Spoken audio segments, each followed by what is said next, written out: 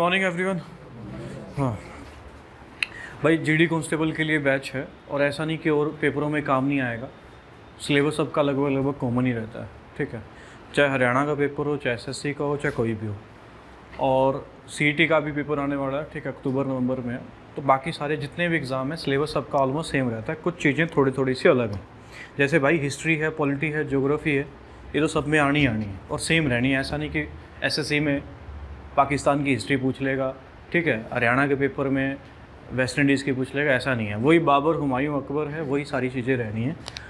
और जिसके पास भी भाई चांस है एसएससी जीडी कांस्टेबल का फॉर्म भरने का मौका है, ठीक है, वो भर देना। और बहुत अच्छा एक चांस है क्योंकि 23,000 के आसपास टोटल वैकेंसी है, 23,000 के आसपास। और कोई ज़्यादा मुश्किल एग्ज़ाम नहीं है, 55 के आसपास कट ऑफ रहेगी जनरल कैटेगरी की बता रहा हूँ। फिज़िकल इसमें सबसे मेन रहता है क्योंकि 24 मिनट के अंदर 5 किलोमीटर है, तो इतना आसान नहीं है। मैं बार बार बोल रहा हूँ, जो भाई डेली कर रहा है, भागता दौड़ता, उसके लिए तो ठीक है, अदरवाइज़ ईजी नहीं है। मेरे से नहीं भागा जाता भाई, सच्चाई है, ठीक है। और 2 रनिंग है, एक तो 1600 मीटर है और एक 5 किलोमीटर है। 2 रनिंग है, 1600 मीटर है। 1600 मीटर तो आसान है, वो तो कोई भी कर देगा, 6.5 मिनट के अंदर है, वो तो बच्चों वाली है, ठीक है। ये 24 वाली थोड़ी सी है भाई, जो इतनी मुश्किल, आसान नहीं है इतनी, पर इतनी मुश्किल भी नहीं है, संभव नहीं है। मैं आज पढ़ाने वाला हूँ मैथ, ठीक है। क्या है, क्योंकि भाई हम भी जो हैं वो फॉर्म भरते हैं, पेपर देते हैं। जिस चुनौती को तुम दे रहे हो उस चुनौती को हम भी देते हैं। बस फ़र्क सिर्फ इतना सा है कि हमारी थोड़ी सी मंजिल थोड़ी सी आगे है, तुम्हारी थोड़ी सी पीछे है। हम वहाँ तक थोड़ा सा जाने की कोशिश कर रहे हैं, आप थोड़ा भी पीछे हो। जीडी हम, ठीक है, पेपर तो ये भी देंगे बट ज्वाइन नहीं करते, ठीक है, इन चीज़ों को। तो ये थोड़ा सा फ़र्क है। अब जैसे आपका जब पेपर क्लियर होगा, ऐसा तो है नहीं कि आप एक सब्जेक्ट पढ़ के, मैथ पढ़ के ही पेपर क्लियर कर दोगे। सारे सब्जेक्ट पढ़ने पड़ेंगे, हिस्ट्री, पॉलिटिक्स, और सब में महारत हासिल करनी पड़ेगी, तभी पेपर क्लियर होगा। और आज दोस्त ऐसा टाइम है कि आप कोई भी क्वेश्चन छोड़ नहीं सकते। हर कोई बच्चा, क्योंकि बेरोजगारी इतनी है, अनएम्प्लॉयमेंट इतना ज़्यादा है कि हर बच्चा 8-8, 10-10 घंटे पढ़ रहा है और कुछ नहीं छोड़ रहा है। तो मैं यही कहूँगा कि भाई आज से जो हम शुरुआत कर रहे हैं, और आज से ही थोड़ा थोड़ा करके शुरू कर लो, ठीक है। ये ना हो कि आज का काम कल करेंगे, 10 दिन बाद करेंगे, 15 दिन बाद करेंगे, भाई फिर पेपर नहीं होता। फिर तुम, ये है, पंचवर्षीय योजना बन जाएगी, 4-5 साल लटक जाओगे और कुछ नहीं होने वाला, ठीक है। और सबसे बड़ी बात क्या है कि भाई 12th, जो 11th-12th आप किया, आपने 10th किया, जो भी है, उसमें और इसमें फ़र्क क्या है। वहाँ 35% क्लियर हो गए ना, तो तुम लड्डू बंटवा देते हो, तो अगली क्लास में दाखिल हो जाते हैं भाई। उसमें कोई ऐसा नहीं है, यहाँ कट ऑफ लगती है, जितने बच्चे टॉप के होंगे उन्हीं को जॉब मिलेगी। तो ये चीज़ है, समझ रहे हैं। तो मैथ शुरू करते हैं अपन, ठीक है। सबसे पहले मैं सिलेबस लिखूंगा एसएससी जीडी कांस्टेबल का कि क्या अपने को पढ़ना है और क्या चीज़ें हैं, और उसके बाद फिर मैथ का सिलेबस लिखूंगा और फिर हम शुरू करेंगे भाई। चलिए, पढ़ाने का तरीका बाइलिंगुअल रहेगा, दोनों लैंग्वेज के अंदर, हिंदी और इंग्लिश भी। जिसको जो चूज़ करना है वो पढ़ सकता है।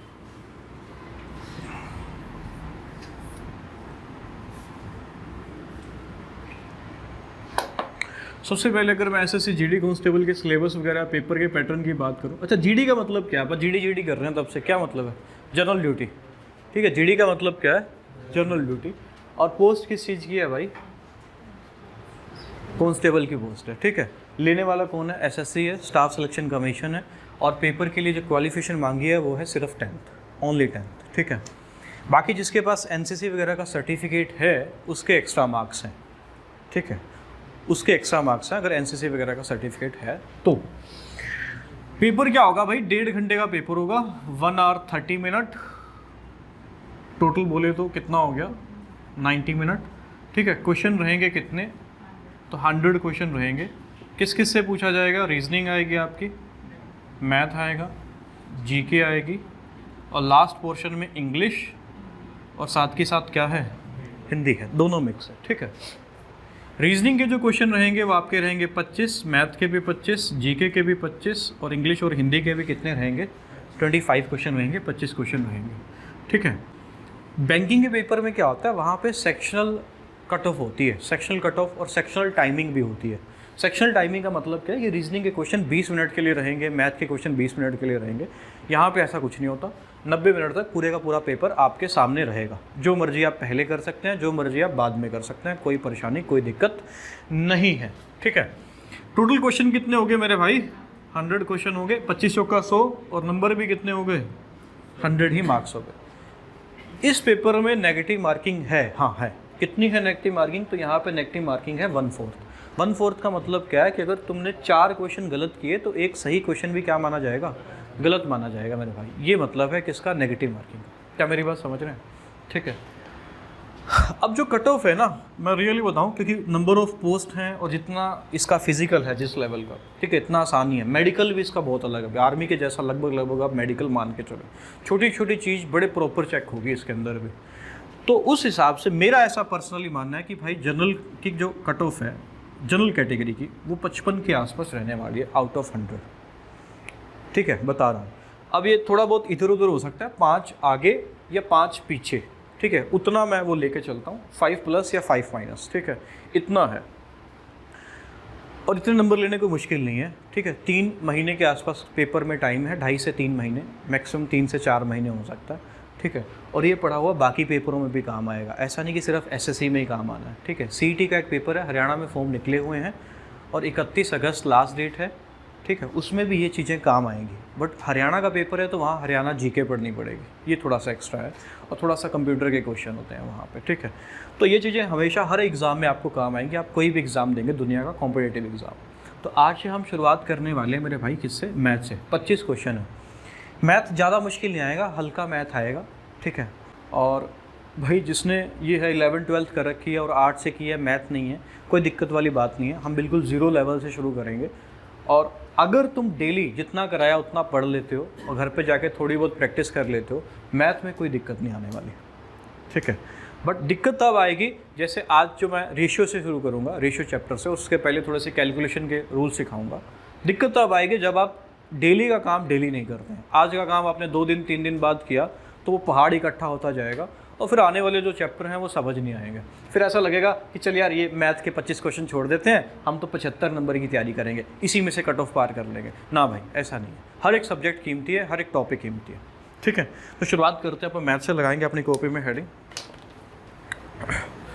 सबसे पहले मैं सिलेबस लिखूँगा और उसके बाद फिर डिस्कस करेंगे बाकी चीज़ें।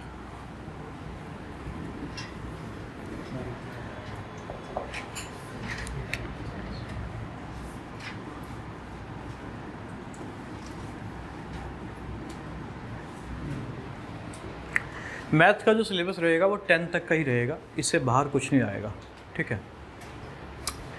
10 तक का मतलब क्या है कि जैसे परसेंटेज है, प्रॉफिट लॉस है, टाइम एंड वर्क है, ये चैप्टर रहेंगे। इंटीग्रेशन डेरिवेशन जो 11th क्लास में आता है वो यहाँ पे पूछा नहीं जाएगा, ठीक है, क्योंकि पेपर ही अपना 10th बेस है ना। टॉपिक क्या क्या रहेंगे, सबसे पहला भाई इंग्लिश में बोर्ड पे लिखूँगा, हिंदी में साथ में बोलूँगा, तो हिंदी में नोट कर लेना, ठीक है। बोलता रहूँगा हिंदी में, बोर्ड में इंग्लिश में लिखूँगा, ठीक है। और जिसको भाई जिस लैंग्वेज में भी स्टेटमेंट लिखवानी है, हिंदी में लिखवानी है या इंग्लिश में लिखवानी है, वो आप डिसाइड कर सकते हो, चलेगा बाइलिंगुअल। अगर एक बच्चा भी हिंदी में लिखने वाला है स्टेटमेंट तो उसके लिए हिंदी में बोली जाएगी, ठीक है। पर बोलना पड़ेगा कि हाँ कि सर जी हिंदी में बोलो, ठीक है। अगर चुप रहेगा तो भाई कुछ नहीं। वो कहते हैं ना, 2 बातें, 2 बंदों से कभी बात नहीं छुपानी चाहिए, एक डॉक्टर और एक टीचर। छुपाई वहीं पे आपका नुकसान है, सामने वाले का कोई नुकसान नहीं है। तो जहाँ से भी समझ में ना आए वहीं रोक के तुरंत पूछ लेना, ठीक है। सबसे पहला जो चैप्टर है अपना, अब सीक्वेंस में कराऊँ या ना कराऊँ, पर सिलेबस लिख रहा हूँ मैं। सबसे पहला जो है वो है परसेंटेज। परसेंटेज हिंदी में इसको बोलते हैं, क्या बोलते हैं अभी, प्रतिशतता, प्रतिशतता, ठीक है, परसेंटेज। सेकंड जो तेरा टॉपिक है वो है भाई profit and loss. Profit and loss Hindi में बोलेंगे इसको लाभ एवं हानि, ठीक है। थर्ड जो टॉपिक है इसी का भाई है प्रॉफिट एंड लॉस का भी, हालांकि इसको मैं अलग से पढ़ाता हूँ, और वो है भाई डिस्काउंट। हिंदी में इसको कहते हैं छूट या बट्टा बोलते हैं, ठीक है। जैसे आप कपड़ा खरीदने गए, कपड़े पे लिखा था 600 रुपये MRP, आपने बोला भैया कुछ डिस्काउंट कर लो, खासकर महिलाएं बोलती हैं भैया कुछ कम कर लो, तो भैया जो कम करता है वो क्या देता है, डिस्काउंट देता है, डिस्काउंट, है ना। तो वही है अपना छूट। और डिस्काउंट हमेशा मेरे दोस्त कैलकुलेट होता है MRP पे। किस पे कैलकुलेट होता है, MRP। MRP का मतलब है मैक्सिमम रिटेल प्राइस, हिंदी में होता है अधिकतम खुदरा मूल्य या अंकित मूल्य भी आप इसको कह सकते हो, है ना। डिस्काउंट चौथी पूरी की पूरी एक यूनिट है, यहाँ लिख रहा हूँ, ये भी एक पूरी की पूरी एक यूनिट है मेरे भाई, ये वाली। नेक्स्ट है वो है time and work. Time and work Hindi में हो जाएगा कार्य एवं समय। इसमें कैसे क्वेश्चन आएंगे, जैसे अगर मैं आपको एक एग्जांपल से बताऊं, जैसे ये बोलता है कि भाई कोई ए है वो किसी काम को 10 दिन में करता है, कोई बी है उसी काम को 20 दिन में करता है, तो बताओ दोनों मिलके कितने दिन में करेंगे। ये बड़ा बेसिक सा सवाल है, एक्सरसाइज का फर्स्ट क्वेश्चन है, मुझे भी पता है, बट शुरुआत इसकी यहीं से होती है, टाइम एंड वर्क। फिर इसी का छोटा भाई इसी में से निकला है 5th चैप्टर, और वो है pipes and system. Pipes and system Hindi में इसको बोलेंगे नल एवं टंकी। ये दोनों चैप्टर ना सेम ही है, कुछ ज़्यादा अंतर नहीं है, 70% दोनों सेम है। कैसे आप बोलेंगे कैसे सेम है गुरुजी? भाई टाइम एंड वर्क में क्या होगा कि कोई ए पर्सन है किसी काम को 10 दिन में करता है, पाइप एंड सिस्टम में क्या होगा कि कोई एक पाइप ए है जो किसी टंकी को 10 घंटे में भरता है या 20 घंटे में भरता है, सिर्फ इतना सा फर्क है। मतलब वहाँ आदमी काम करेंगे, इस चैप्टर में हमें वही काम किनसे करवाना है? पाइप से करवाना है, नल से करवाना है। ठीक है, चलो आगे लिखेंगे 6th चैप्टर भाई, वो है मिक्स प्रोपोर्शन। मिक्स प्रोपोर्शन, मिश्र समानुपात। इसके अंदर क्या है, थोड़ा सा फर्क अगर मैं बताऊं टाइम एंड वर्क में और इसमें क्या अंतर है। टाइम एंड वर्क में क्या होगा कि कोई एक आदमी किसी काम को 20 दिन में करता है, तो इसमें क्या होगा कि 20 आदमी किसी काम को 10 दिन में करते हैं। मतलब यहाँ पे नंबर ऑफ मैन जो है, आदमियों की जो संख्या है वो एक से क्या होगी, ज़्यादा होगी। ठीक है भाई, आज से ही प्रैक्टिस करनी शुरू कर देनी है। ठीक है, जो भी सवाल क्लास में मिले उनको रिवाइज करना है घर पे जाके, तभी बात बनेगी भाई मैथ में। नहीं तो मैथ कुछ टाइम बाद बहुत बोरिंग लगेगा, मैं बता रहा हूँ। ये अब आप पे डिपेंड करता है कि आप कितनी मेहनत करते हैं। ठीक है, नेक्स्ट चैप्टर है भाई इसी का, इसी यूनिट का लास्ट, उसको बोलते हैं work and wages. Work and wages, कार्य एवं मजदूरी।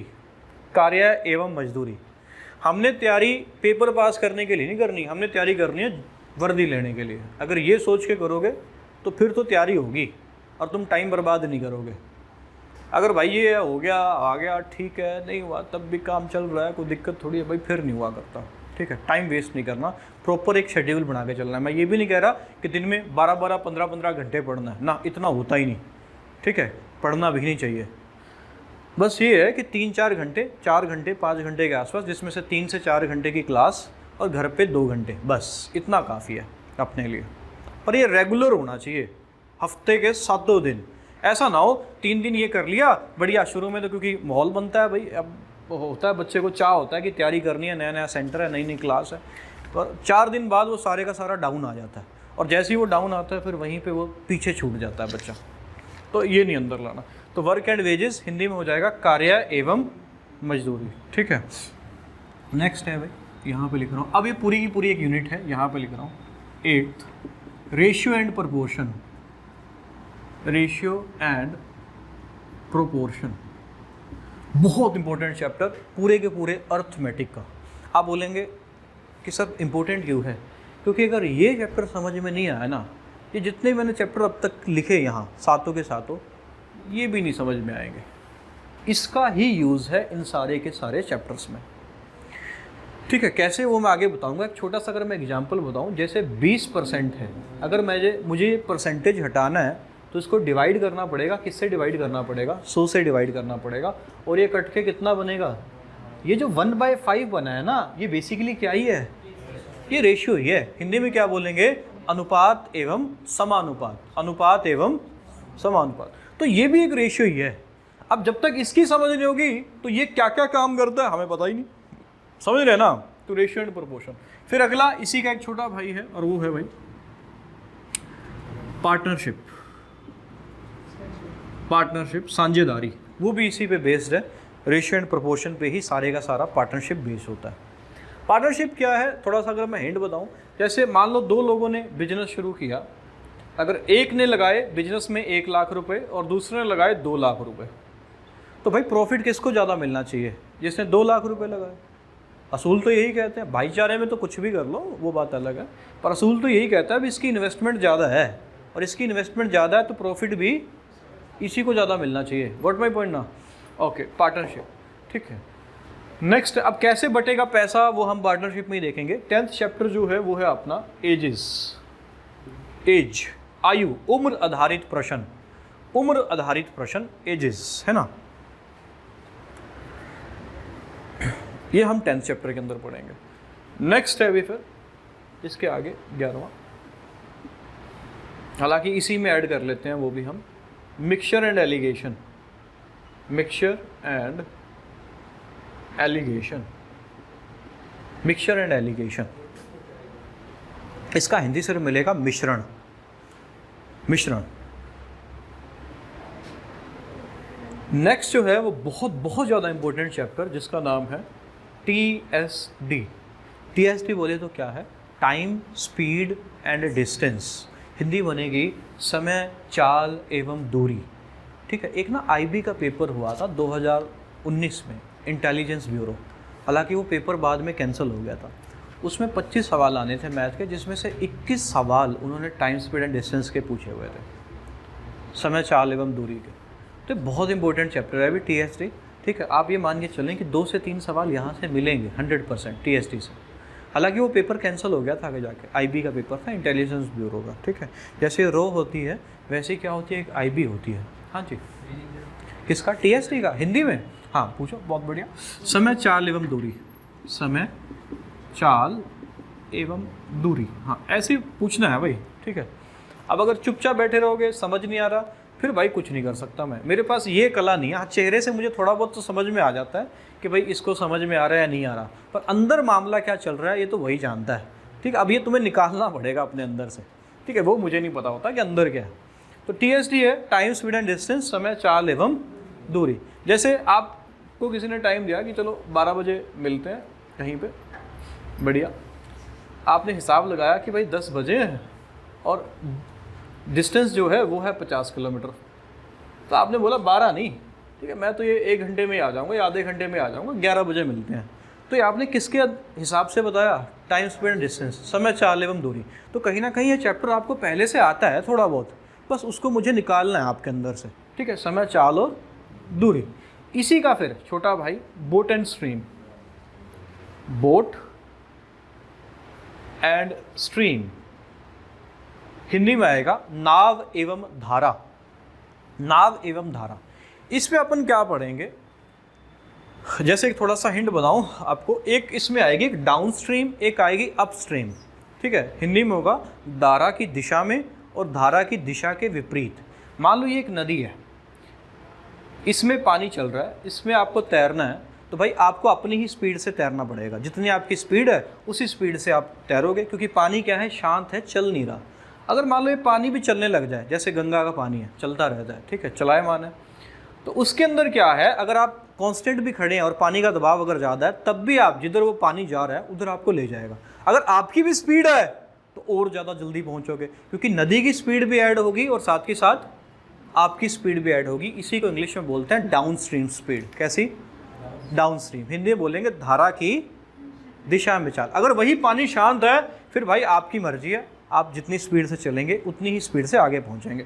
अब मान लो अगर पानी इस दिशा में जा रहा है और आपका मन है भाई इस दिशा में जाने का, तब आपको पानी की जो चाल है उससे ज़्यादा चाल से इधर जाना होगा, तभी आप इस दिशा में जाएंगे। ठीक है, अगर आपने कभी स्विमिंग विमिंग की है, जिधर पानी चलता है, अगर ठीक है, ये अपना नहाते हैं ना, क्या आती हैं गाँव में, हैं नहरें नूरें जो भी आती हैं, तो अगर वो जिस दिशा में पानी चल रहा है उधर तो तैरना आसान होता है, चल के जाना आसान है, पर उसके अपोजिट जाना है तो भाई ज़्यादा फोर्स लगानी पड़ती है। और अगर दोनों की फोर्स बराबर हो गई, मतलब पानी की भी और आपकी भी, तब आप कहीं नहीं जाएंगे, वहीं खड़े हो जाएंगे, बैठ जाएंगे, मतलब जैसे भी। तो यही अपन सारा डिटेल में पढ़ेंगे, किसके अंदर, बोट्स एंड स्ट्रीम के अंदर। ठीक है, अगला भी नेक्स्ट बहुत मज़ेदार चैप्टर, एवरेज। हिंदी बोलेंगे क्या, औसत। क्या बोलेंगे, औसत। औसत क्या है, जैसे विराट कोहली को आप देखते होंगे, ठीक है, अनुष्का जी के साथ ही रहते हैं वो, तो हम बोलते हैं कि उनका बैटिंग एवरेज 50 का है, 60 का है, 70 का है, ऐसा बोलते हैं ना, कि बढ़िया खेलता है, 60 का एवरेज इसका। वही चीज़ हम पढ़ेंगे किसके अंदर, एवरेज के अंदर, औसत के अंदर पढ़ेंगे। हालांकि एवरेज को मैं मीन भी बोल सकता हूँ। मीन का हिंदी मतलब होता है मध्य। क्या होता है, मध्य। ठीक है, चलो आगे नेक्स्ट है भाई 15 नंबर सिस्टम। बच्चे ऑनलाइन भी जुड़े हुए हैं अभी, तो समझ में आ रहा होगा तुम्हें भी, है ना। नंबर सिस्टम को हिंदी में क्या कहते हैं? संख्या पद्धति। अब इसमें हम बहुत कुछ जानेंगे, बहुत कुछ का जानेंगे, जैसे नंबर का क्लासिफिकेशन पढ़ेंगे, नंबर कितने टाइप के होते हैं। आप बता सकते हैं कौन कौन से नंबर के टाइप होते हैं? कोई भी बता दो एक आधा। नेचुरल नंबर होता है। नेचुरल नंबर क्या है? 1 से लेके इनफाइनाइट तक। क्या है? 1 से लेके इनफाइनाइट तक। इवन नंबर होते हैं, ओड नंबर होते हैं, प्राइम नंबर होते हैं, इंटीजर नंबर होते हैं, रेशनल नंबर होते हैं, इरेशनल नंबर होते हैं, रियल नंबर होते हैं, इमेजिनरी नंबर होते हैं। There are lot of types of number, है ना। नंबर का क्लासिफिकेशन पढ़ेंगे। जैसे सवाल आ गया कि निम्नलिखित में से बताओ ये कौन सा रेशनल नंबर है, तो वो हम कैसे जानेंगे, वो हम देखेंगे, है ना। जैसे इसमें इकाई का अंक से पूछ लेता है कि जैसे एक सवाल छोटा सा अगर मैं आपको बताऊं कि 2 की पावर 40 में बताओ इकाई का अंक क्या होगा। अब जिसने पहले नहीं पढ़ा वो तो बेहोश हो जाएगा, गुरुजी 2 की पावर 40 ये तो बहुत बड़ी बनेगी। पर यकीन माना ये सिर्फ 2 सेकंड का सवाल है, बिना पेन चलाए हम इसका इकाई का अंक बता सकते हैं। जैसे अगर मैं आपसे पूछूं 2 की पावर 2 में इकाई का अंक क्या है? 2 की पावर 2 तो होती 4 है। इकाई का अंक क्या है? किसी भी संख्या का कौन सा अंक? अंतिम। कौन सा अंक? अंतिम अंक। इकाई, दहाई, सैकड़ा, है ना। इंग्लिश में बोलते हैं कि unit digit, tens place digit, 100 place digit and 1000 place and so on, है ना। तो इसका हम जानेंगे आगे कि कैसे निकालना है जब हम ये चैप्टर पढ़ेंगे। कौन सा? Number system. जैसे अगर ये सवाल आ गया कि 5 की पावर 8 है गुणा 2 की पावर 6 है, तो बताओ इसमें नंबर ऑफ जीरो कितनी आएंगे? ठीक है, कुछ ऐसे सवाल कि मतलब इसको जब सॉल्व करेंगे तो इसके लास्ट में जीरो कितनी होंगी। जैसे अगर मैं आपसे ये पूछूं कि 5 की पावर 2 है और 2 की पावर 2 है, अब ये तो आपके लिए ईजी है क्योंकि 5 की पावर 2 कितना होता है? 25। 2 की पावर 2 कितना होता है? 4। 25 चौका कितना मेरे भाई? 100। लास्ट में कितनी जीरो आई? ये तो बता ही देंगे आप, ये तो कोरिया का बच्चा ही बता देगा, इसमें क्या मुश्किल है। पर बात तो यहाँ पे है। पर ये भी बात यकीन मानना 1 सेकंड का सवाल भी नहीं है। इसमें आएंगे नंबर ऑफ जीरो 6। अब अगर रट के नहीं बैठा, मुझे सोल्यूशन पता है कि कैसे है, ठीक है। इतना बड़ा सवाल है नहीं है ना, 1 ही सेकंड का। देखो बिना पेन चलाए मैंने बता दिया। तो नंबर सिस्टम के अंदर, इसके अंदर हम सारा का सारा क्या पढ़ेंगे? नंबर के बारे में पढ़ेंगे। नंबर से खेलेंगे हम इसके अंदर। किसके अंदर? नंबर सिस्टम के अंदर। अब सिस्टम भी बहुत टाइप के होते हैं। जैसे डेसिमल सिस्टम है। डेसिमल सिस्टम में नंबर कितने होते हैं? 0, 1, 2, 3, 4, 5, 6, 7, 8, 9। ये किसके अंदर होते हैं? Decimal system. किसके अंदर? हिंदी में पढ़ा होगा भाई आपने, दशमलव पद्धति। कौन सी पद्धति? दशमलव पद्धति, ठीक है। जैसे कंप्यूटर किस सिस्टम पे आधारित है मेरे भाई? किस पे है? बाइनरी सिस्टम पे आधारित है। वहां सिर्फ 2 ही होते हैं, 0, 1। इनको क्या बोलते हैं? बिट। क्या बोलते हैं? बाइट नहीं बोलते, बाइट बड़ा है, इनको क्या बोलते हैं? बिट। 0 भी एक सिंगल बिट है, 1 भी क्या है? सिंगल बिट है। सारे का सारा कंप्यूटर इसी पर आधारित है, ठीक है, बिट पे, है ना। उसके बाद फिर निबल आता है, निबल के बाद बाइट आता है, बाइट के बाद क्या आता है? किलो बाइट आता है, किलो बाइट के बाद क्या आता है? मेगा बाइट, मेगा बाइट के बाद क्या आता है? गीगा बाइट, गीगा बाइट के बाद क्या आता है? टेराबाइट, टेराबाइट के बाद क्या आता है? जेटा या पेटा? पेटाबाइट, ठीक है। चलो ये सब चीज़ें हैं। अब ऐसे ही जो हम ये यूज़ करते हैं ना, 0, हम जो भी गिनती विनती हम लिखते हैं भाई, उसमें यही तो नंबर यूज़ करते हैं। 0, 1, 2, 3, 4, 5, 6, कहाँ तक? 9 तक। और ये जो जितने भी हैं इसको हम क्या बोलते हैं? कौन सा सिस्टम? Decimal system. कौन सा सिस्टम? Decimal system. ऐसे बहुत सारे सिस्टम होते हैं। जैसे डेसिमल कंप्यूटर किस पे काम करता है? बाइनरी, ठीक है। ऑक्टाडेसिमल होता है ना, हेक्सा। तो ये सारे के सारे हम पढ़ेंगे किसके अंदर? नंबर सिस्टम के अंदर। बहुत सारे होते हैं, ठीक है। इसी के बाद इसी का छोटा भाई है एक HCF and LCM। HCF and LCM Hindi में बोलेंगे महत्तम समावर्तक और लघुत्तम समावर्तक। महत्तम समावर्तक और लघुत्तम समावर्तक। वीडियो ठीक आ रही है? ठीक है, चमक रहा है सब कुछ? ठीक है, मैं अच्छा लग रहा हूँ ना? हाँ, मेन चीज़ हुआ। तो HCF एंड LCM, ठीक है। महत्तम समावर्तक और लघुत्तम समावर्तक, ठीक है, ये हम पढ़ेंगे। इससे भी एक आध का सवाल आता है। उधर नहीं देखना भाई, इधर देखना, ठीक है। वो थोड़ी देखना तुम्हें, उधर तो छोटा सा दिखेगा, है ना। HCF एंड LCM, ठीक है। चलो, अब ये ऑलमोस्ट जो है ये पूरे का पूरा सिलेबस है। किसका सिलेबस है? आपका अर्थमेटिक का सिलेबस है। किसका? अर्थमेटिक, जिसको हिंदी में बोलते हैं अंक गणित। क्या बोलते हैं? अंक गणित, ठीक है। और कुछ एक इसमें से मैं थोड़े से मिसलेनियस में रख देता हूँ नंबर 17 पे, कि कुछ विविध चैप्टर हो सकते हैं मिसलेनियस, ठीक है। चलिए, उसके बाद कुछ एडवांस मैथ के भी हमें पढ़ने हैं, उनकी भी मैं बात कर लेता हूँ। मिटा दें इसे, कुछ एडवांस चैप्टर भी हैं, मिटा रहा हूँ। फिर लिख लिया ना सब में, ठीक है। HCF LCM क्या था? लघुत्तम समावर्तक और महत्तम समावर्तक। महत्तम समावर्तक क्या है? HCF, और लघुत्तम समावर्तक क्या है? LCM। ठीक है मेरे भाई, ओके। अब भाई कुछ एडवांस चैप्टर हैं। एडवांस का मतलब ये नहीं है कि भाई वो 12वीं क्लास के हैं या 13वीं क्लास के हैं, 14वीं, जो भी तुम कहते हो, BSc BCom, उसके नहीं है, वो भी 10th में आपने पढ़े हैं। कौन से? वो बात अलग है, 10th का पेपर तुम किसी से दिलवा लेते थे, खुद देते नहीं थे, ठीक है, तुम्हें सिलेबस भी नहीं पता होता था, तो ठीक है, उनको आप बोलते हैं कौन से, मजाक कर रहे हैं अभी, एडवांस चैप्टर। जैसे कि इसमें आएगा हल्का सा पढ़ना हमें GD कांस्टेबल के लिए। SSC के लिए तो मैं यहाँ से 800 से 900 क्वेश्चन करवाता हूँ। कहाँ से? अलजेब्रा से। किससे? अलजेब्रा। CGL वगैरह जब इनके एग्ज़ाम की तैयारी करानी होती है, CGL है, CPO है, इनके एग्ज़ाम की। GD कांस्टेबल हल्का सा आएगा, बेसिक सा हम जानेंगे जितना हमारे एग्ज़ाम के लिए ज़रूरी है, ठीक है। अलजेब्रा, हिंदी में बोलते हैं इसको बीजगणित, ठीक है, अलजेब्रा। सेकंड जो है वो है ट्रिग्नोमेट्री। ट्रिग्नोमेट्री आपने पढ़ा होगा, साइन थीटा, कोस थीटा, कुछ ऐसा कुछ याद है ना भाई? ये क्या है? ये गुरुजी 0, इसके बीच में लाइन लगा दो, क्या बन गया? थीटा, है ना? ये ट्रिग्नोमेट्री। मतलब सिर्फ इतना नहीं है ट्रिग्नोमेट्री, जस्ट एक मैं बता रहा हूँ, ठीक है, बहुत कुछ है इसमें पढ़ने को, इसके भी, ठीक है। अगर SSC CGL लेवल का करना है तो बहुत टाइम लगता है इसको ख़त्म करने में भी, ट्रिग्नोमेट्री को, बट अपने लिए बेसिक करनी है उतनी काफ़ी है, ठीक है, जितनी एग्जाम में आने लायक है। पढ़ने को देखो बहुत कुछ है, बट पढ़ना वो है जो पेपर में आए, फालतू चीज़ें नहीं। फिर इसी का एक छोटा भाई, इसी का हाइट एंड डिस्टेंस। क्या है मेरे भाई? Height and distance. हिंदी बोलेंगे क्या? ऊंचाई एवं दूरी। जैसे ऐसे सवाल आपने पढ़े होंगे, अगर मैं थोड़ा सा आपको हिंट दूं कि कोई एक मीनार है या कोई एक पेड़ है, कोई एक बिल्डिंग है, याद आ रहा होगा, उससे आप 40 मीटर की दूरी पे खड़े हैं, उसके तल से, तल मतलब बेस से कितने मीटर की दूरी पे खड़े हैं? 40 मीटर। और बोल देगा कि भाई चोटी से और जहाँ पे आप खड़े हैं आपकी आंख से जो कोण बन रहा है वो है, मान लेते हैं 30 डिग्री। कितना है? 30 डिग्री। तो पूछ लेता है कि भाई मीनार की ऊंचाई ज्ञात करो, ठीक है। ये हम पढ़ते हैं किसके अंदर? बड़ा बच्चों वाला सवाल है, कुछ भी नहीं करना, इसमें टेंजेंट थीटा लग जाएगा, मुझे भी पता है, ठीक है। टेंजेंट थीटा क्या होता है?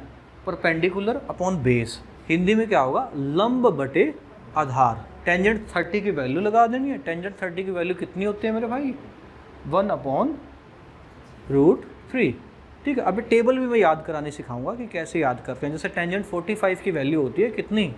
1 होती है। 30 की वैल्यू है 1/√3। टेंजेंट 60 की वैल्यू होती है मेरे भाई कितनी? √3। कितनी होती है? √3 होती है। कैसे ये अपन जानेंगे?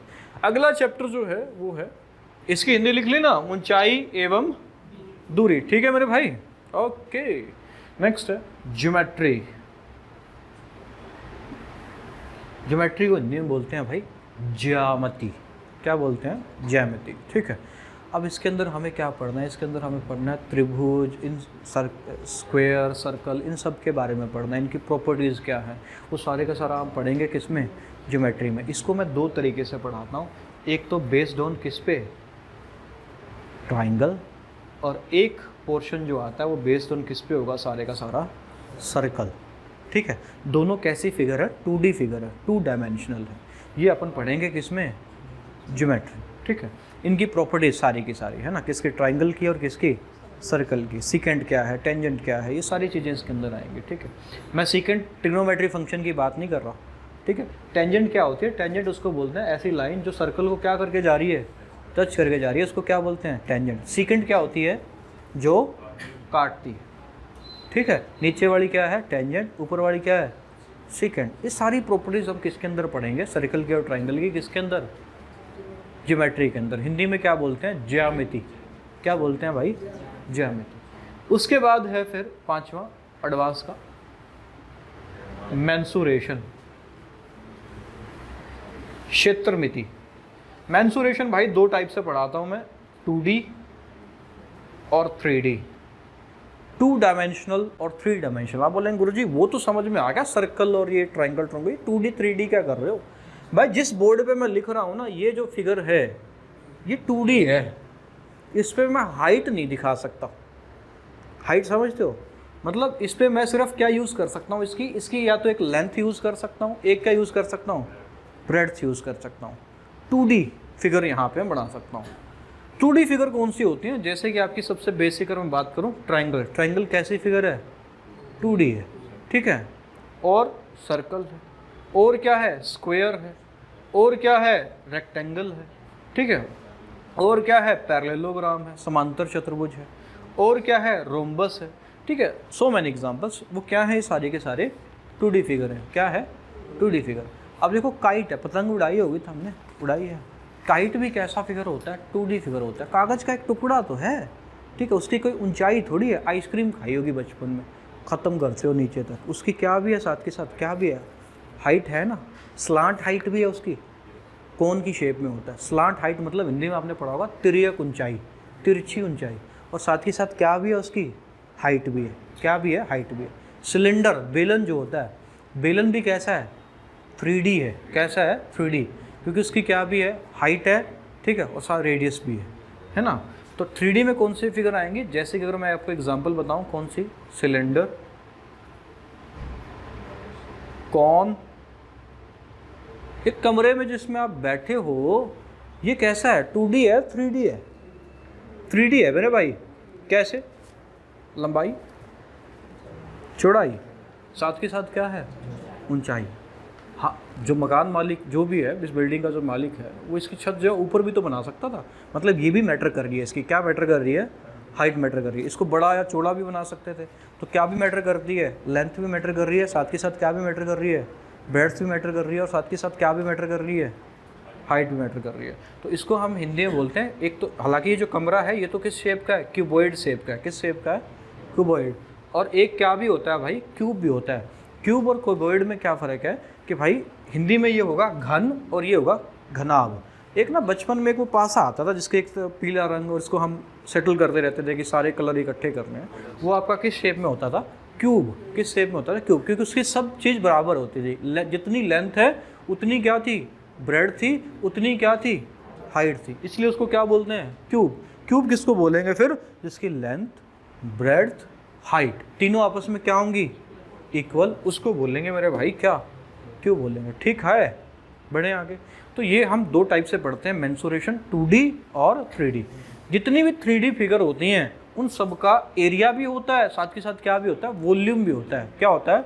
वॉल्यूम, आयतन भी होता है, ठीक है। और 2D फिगर का सिर्फ और सिर्फ क्या होता है? एरिया। क्या होता है? एरिया। वॉल्यूम नहीं होता। क्यों? क्योंकि 2D फिगर की मेरे पास क्या नहीं है? हाइट नहीं है। क्या नहीं है मेरे भाई? हाइट ना है, ठीक है। उसके बाद फिर हल्का सा जो हमें पढ़ना है वो है coordinate geometry. Coordinate geometry, coordinate geometry, निर्देशांक ज्यामिति। अब कुछ और चैप्टर भी हैं जो आपके जीडी कांस्टेबल में तो नहीं आते, पर उनको भी मैं करा के चलता हूँ, ठीक है। और जिनको और एग्ज़ाम की तैयारी करनी है वो चैप्टर कराऊंगा मैं, बाद में कराऊंगा। कौन से? पीएनसी। पीएनसी बोले तो क्या है?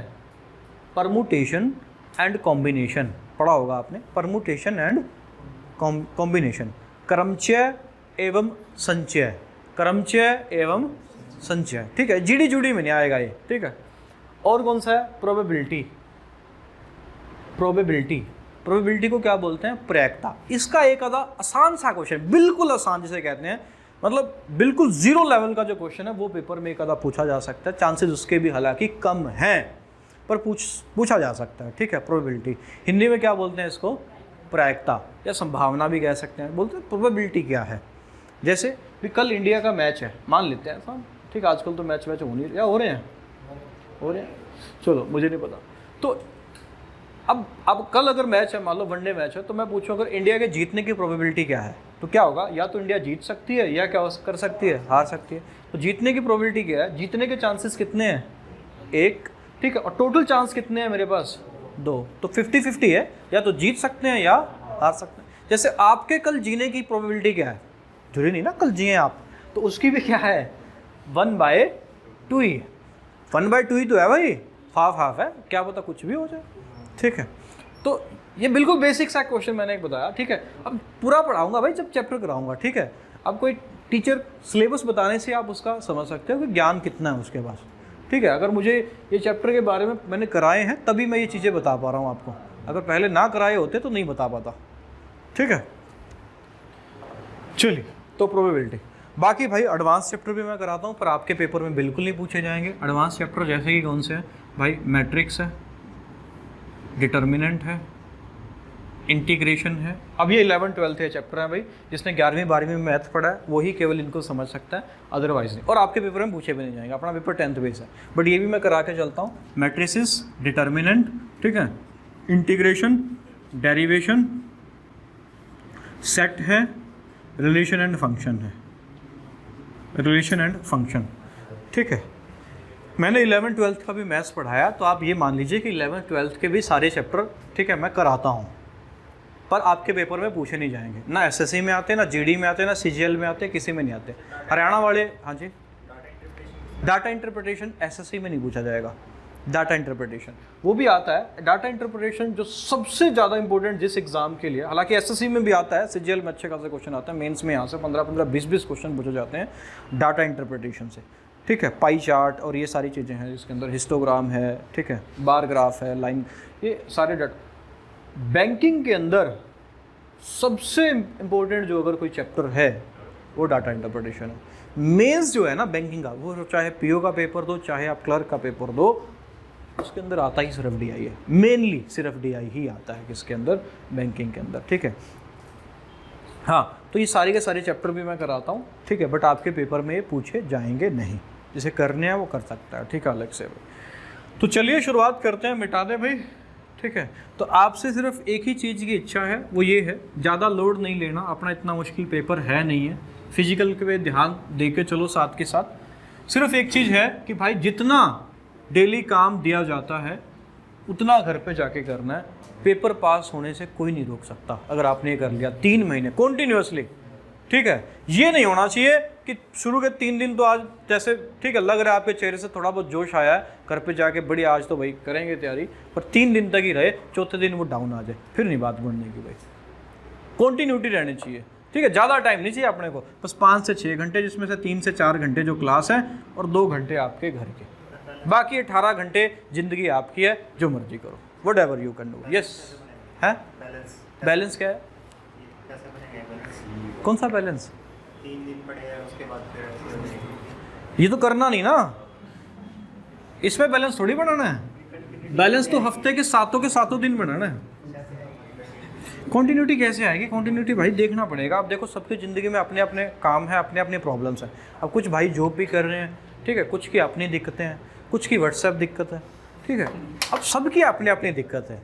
अब जिसकी जो भी दिक्कत है उसमें से टाइम निकालना पड़ेगा, ठीक है। मैं कोई शेड्यूल नहीं बना सकता आपके लिए कि भाई सुबह 4 बजे उठो। हो सकता है कोई भाई किसी के घर में खाना ही रात को 11:30 बजे बन रहा हो, वो 4 बजे बेचारा कैसे उठेगा, हालांकि वो गलत हैबिट है, पर वो कैसे उठेगा 4 बजे। 4 बजे तो वही उठ सकता है जो भाई 9-10 बजे खाना खा के बढ़िया सो रहा है, ठीक है, और 4 बजे वही उठ सकता है। तो शेड्यूल अपने अकॉर्डिंग आपको बनाना पड़ेगा, जो आपकी लाइफ है उसके अकॉर्डिंग आप देखो कि कौन से काम मेरे लिए बहुत ज़्यादा जरूरी है। हाँ जरूरी है तो उनके लिए टाइम तो निकालना पड़ेगा भाई, जो बहुत ज़्यादा जरूरी है। कुछ चीज़ें नहीं छोड़ सकते हम, ठीक है, और जो कम जरूरी है उन्हें छोड़ना पड़ेगा या उन्हें लेस इंपॉर्टेंस देनी पड़ेगी। उसमें से अपने अकॉर्डिंग टाइम टेबल बनाना पड़ेगा। कोई किसी के लिए टाइम टेबल नहीं बना सकता दोस्त। मैं सुबह 4:30 बजे उठता हूँ, हाँ उठता हूँ, अब हर कोई नहीं उठ सकता, ठीक है ना, क्योंकि मैं जल्दी सो जाता हूँ ऑब्वियसली। अब मेरा फिर ये क्लास का टाइम है, हर चीज़ है, हर चीज़ मैं मैनेज करके चलता हूँ फिर। तो अपना शेड्यूल आप अपने अकॉर्डिंग बनाएं। और एक चीज़ याद रखना भाई, 3-4 महीने की जो तैयारी है ना, ये ज़िंदगी बदल सकती है भाई। एक जॉब लगने के बाद ना दुनिया का जो आपको देखने का नज़रिया है वो बहुत अलग होता है। अभी तो ठीक है, कुछ जा रहा है, कर रहा है, कोई दिक्कत नहीं, पर जब आप जॉब लगोगे ना, फिर आप जो कोई बात बोलोगे उसको सुनने वाले बहुत होंगे। अभी आप कोई भी अच्छी बात बोलो देश दुनिया के बारे में, चल अपना काम कर ले, ठीक है, बहुत ज्ञान है मेरे पास, ठीक है, कोई नहीं सुनने वाला। सच्चाई यही है, अभी कोई नहीं सुनेगा, कोई भी नहीं सुनेगा। पर जिस दिन वर्दी में आप खड़े होंगे और 2 बात बोलेंगे, भाई सुनना पड़ेगा, बड़े बड़े सुनने के लिए आएंगे। उसी टाइम जो देखने का नज़रिया है ना लोगों का, वो बदल जाता है भाई एक गवर्नमेंट जॉब आने के बाद, ठीक है। तो ये थोड़ा सा आप ये सोच के अगर तैयारी करोगे तो भाई फिर तो एग्ज़ाम निकल जाएगा। अदरवाइज़ इतना भी आसान नहीं है कि दुनिया ही कर लेगी, फिर तो पोस्ट तो सारी 23 से जा रही हैं, मेल की बता रहा हूँ, फीमेल की भी 23, फीमेल की ज़्यादा है भाई, 25,000 के आसपास है, तो 47 से 48,000 टोटल पोस्टेज। गोल्डन चांस है मेरे अकॉर्डिंग, 3 से 4 महीने 5 महीने जितने भी बनेंगे टोटल तो लेके चलेंगे भाई। शुरुआत करते हैं सबसे पहले बेसिक कैलकुलेशन से। रेशियो चैप्टर भी पढ़ाऊंगा, कैलकुलेशन में डेली थोड़ी थोड़ी सिखाता जाऊंगा कि कैसे कैलकुलेशन को फास्ट करना है, ठीक है। तो सारे के बहुत सारे रूल हैं कैलकुलेशन के लिए, आज हम 1-2 पढ़ेंगे और मेन अपना फोकस रहेगा एक चैप्टर रेशियो एंड प्रोपोर्शन, जिसका मैं आपको बेसिक बता जाऊंगा, ठीक है। कैलकुलेशन क्या है, जैसे मैथ के अंदर क्या है, जैसे मैंने 62 × 68 किया, अगर मैं आपको ये सॉल्व करने के लिए दूँ तो इसमें आप बहुत सारा टाइम लगा देंगे, कैसे 8 दूनी 16, एक कैरी जाएगा, ऐसे ऐसे करेंगे और 10 से 15 सेकंड लगेंगे, और उसमें भी आंसर सही आए ना आए कोई पता नहीं है। बट इसका आंसर मैं केवल 1 सेकंड में दे सकता हूँ, और इसका आंसर है ये 4216। अब मैंने ये कैसे किया, यही आपको जानना है किसके अंदर, कैलकुलेशन के अंदर। मुझे याद नहीं है, इसके लिए कुछ रूल्स हैं, ठीक है, जो हम पढ़ेंगे किस चैप्टर के अंदर, कैलकुलेशन। सारे ही एकदम से नहीं पढ़ेंगे, धीरे धीरे धीरे करते जाएंगे। आप बोलेंगे कि इनको पढ़ने का फ़ायदा क्या है, क्या पेपर में इतना आसान सवाल पूछेगा? ना भाई, इतना आसान सवाल ना पूछता, ये पाकिस्तान का पेपर नहीं है, ठीक है, तो कुछ भी पूछ लिया है ना, ये भाई इंडिया का पेपर है और अच्छे लेवल के क्वेश्चन बनते हैं यहाँ। पर फिर भी क्या है कि किसी सवाल को सॉल्व करने के लिए मैथ में क्या है, 25 क्वेश्चन आने हैं, हाँ आवाज़ नहीं भाई, 25 क्वेश्चन आने हैं। अब पता चले कि इस 25 क्वेश्चन को करने ही आपने 1 घंटा लगा दिया, 40-45 मिनट लगा दिए, तो इतना टाइम अपने पास है ही नहीं। इन 25 क्वेश्चन को हमें करना ज़्यादा से ज़्यादा आधे घंटे में, ज़्यादा से ज़्यादा बता रहा हूँ, ठीक है। इतने टाइम में इसको करके साइड करना है, टाइम कम है क्योंकि 100 क्वेश्चन है और मिनट कितने हैं, 90। एक क्वेश्चन के लिए 1 मिनट भी नहीं है यहाँ पे, फिर भी मैंने 5 मिनट एक्स्ट्रा लगाए, 25। हालांकि ये 25 क्वेश्चन 15 मिनट में हो जाते हैं, जिनकी तैयारी बहुत बढ़िया है, ठीक है।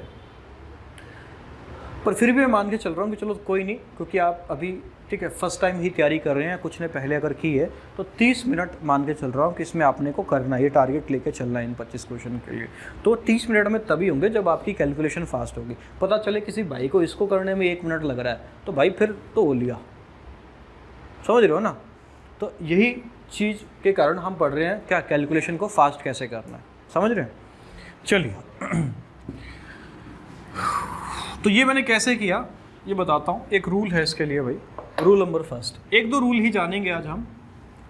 रूल नंबर फर्स्ट, नियम पहला।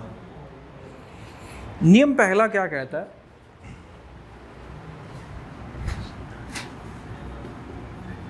Multiplication of 2 numbers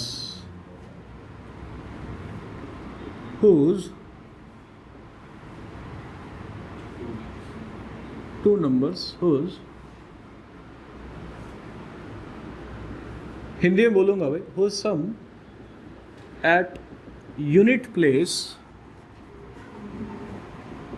is 10 and remaining part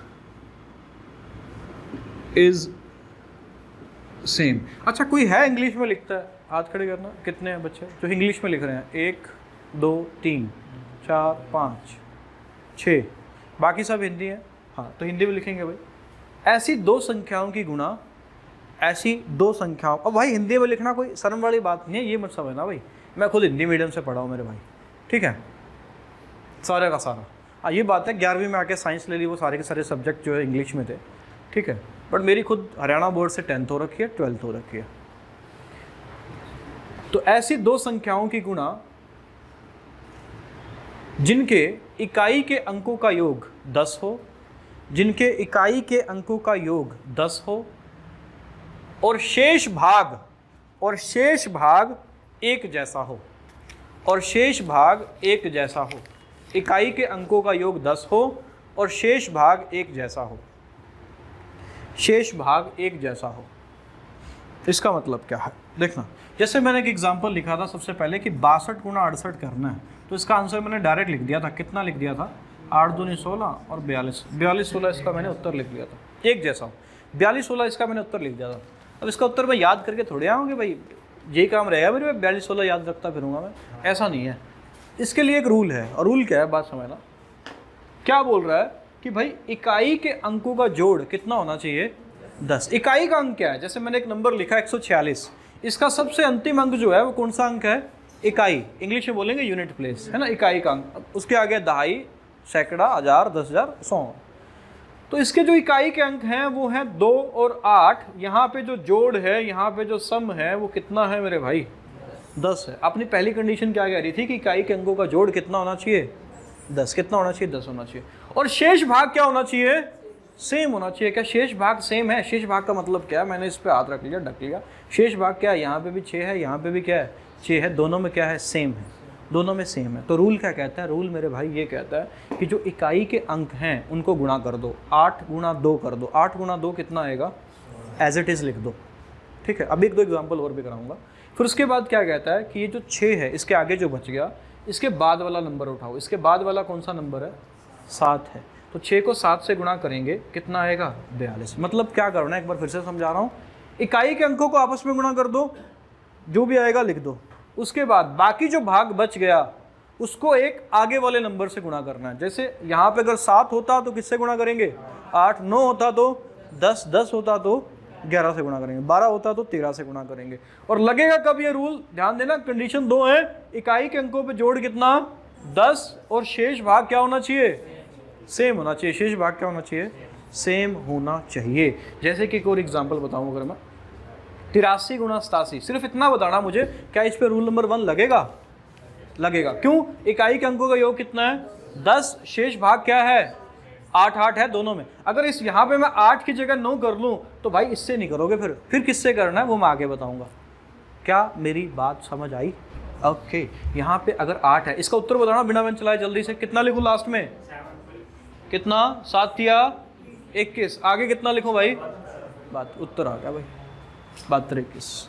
ठीक है। तो ये कोई जादू नहीं है ना। बचपन में क्या था, 4वीं-5वीं क्लास में ऐसा अगर कोई करते हो तो बहुत बड़ा कलाकार है भाई।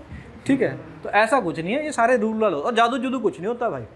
जादू जुदू इस दुनिया में कुछ नहीं है, सिर्फ दिमाग होता है। और दिमाग से कैसे खेलना है वो है, और कुछ नहीं। एक मूवी है बहुत बढ़िया हॉलीवुड की, मैट्रिक्स, देखना। उसमें वो दिखाता है कि जादू वादू कुछ नहीं है, हाथ की कला है सिर्फ। ठीक है। तो यही है, मैथ के अंदर भी यही है भाई। तो ये कला तब आएगी आपको जब आप प्रैक्टिस करोगे। मैथ सिर्फ एक ही चीज़ मांगता है और वो है प्रैक्टिस। ठीक है। जहाँ पे आपने मैथ की प्रैक्टिस छोड़ी वहीं पे खेल सारे का सारा बिगड़ जाएगा भाई। कुछ और सवाल अगर मैं बताऊँ, इसका आंसर बताना भाई जल्दी से। ये अगर मैंने लिखा क्या आएगा भाई? लास्ट में कितना?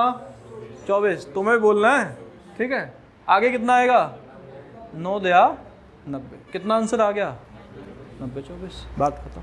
ठीक है। और वो करने की जरूरत नहीं है, हासिल लो, ये करो वो करो। ठीक है। एक सवाल का उत्तर आप मुझे बताएंगे, 19 गुणा 11। चलो ये नहीं लेते आप लेते हैं 71 गुणा 79। कितना आएगा भाई? कितना आएगा बताओ? लास्ट में कितना लिखूं? 9। आगे कितना लिखूं? 56। अब तुम्हें थोड़ा सा समझना चाहिए मेरे भाई, जब तुम 70 गुणा 70 करोगे तो आंसर कितना आएगा? 4900 आएगा। 749 लास्ट में 2 जीरो आ जाएंगी। पर ये तो उससे भी बड़ा है। इसका उत्तर क्या? 569 आएगा। तुम्हें भी ये लग रहा था ना, ये नहीं आएगा इसका आंसर। तो जब भी 1 into 9 आएगा सवाल में, इस रूल में, तो 9 नहीं लिखना मेरे भाई। क्या लिखना है? 09 लिखना है। क्या लिखना है? बस अपना काम चल गया, उत्तर आ गया भाई। बिल्कुल सही है। 5609 है। कहाँ पे? कहाँ पे 2 एक ही जगह। रूल ही लगेगा मेरे भाई। रूल लगने के लिए 10 आना चाहिए। 10 तो तुमने छोड़ दिया। ठीक है। यहाँ जोड़ कितना आ गया? 9 और 2 11। अपने को तो कितना चाहिए था भाई? 10 चाहिए था ना। समझ में आई बात? आई? ओके। ठीक है भाई। दूँ फिर 1-2 क्वेश्चन। ठीक है। तुम भी ट्राई करना भाई। चलो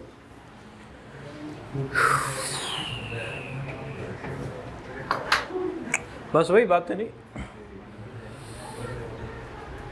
अच्छा ये करो पहले, करना कितना आएगा?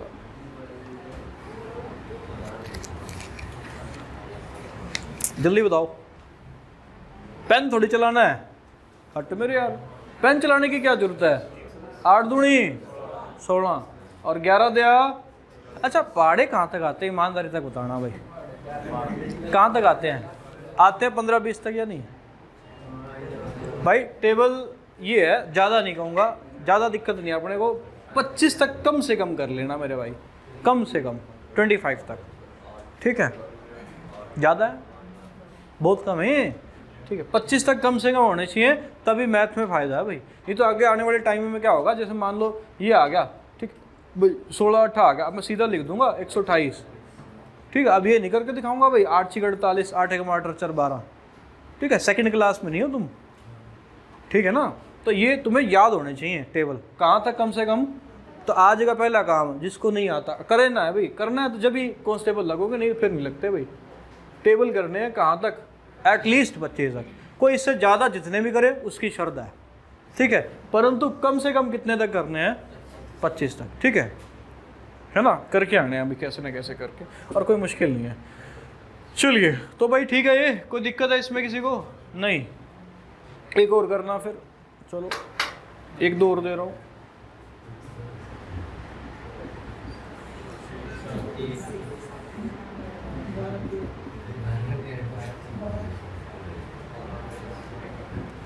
करेंगे भाई, चला लो पेन भाई, है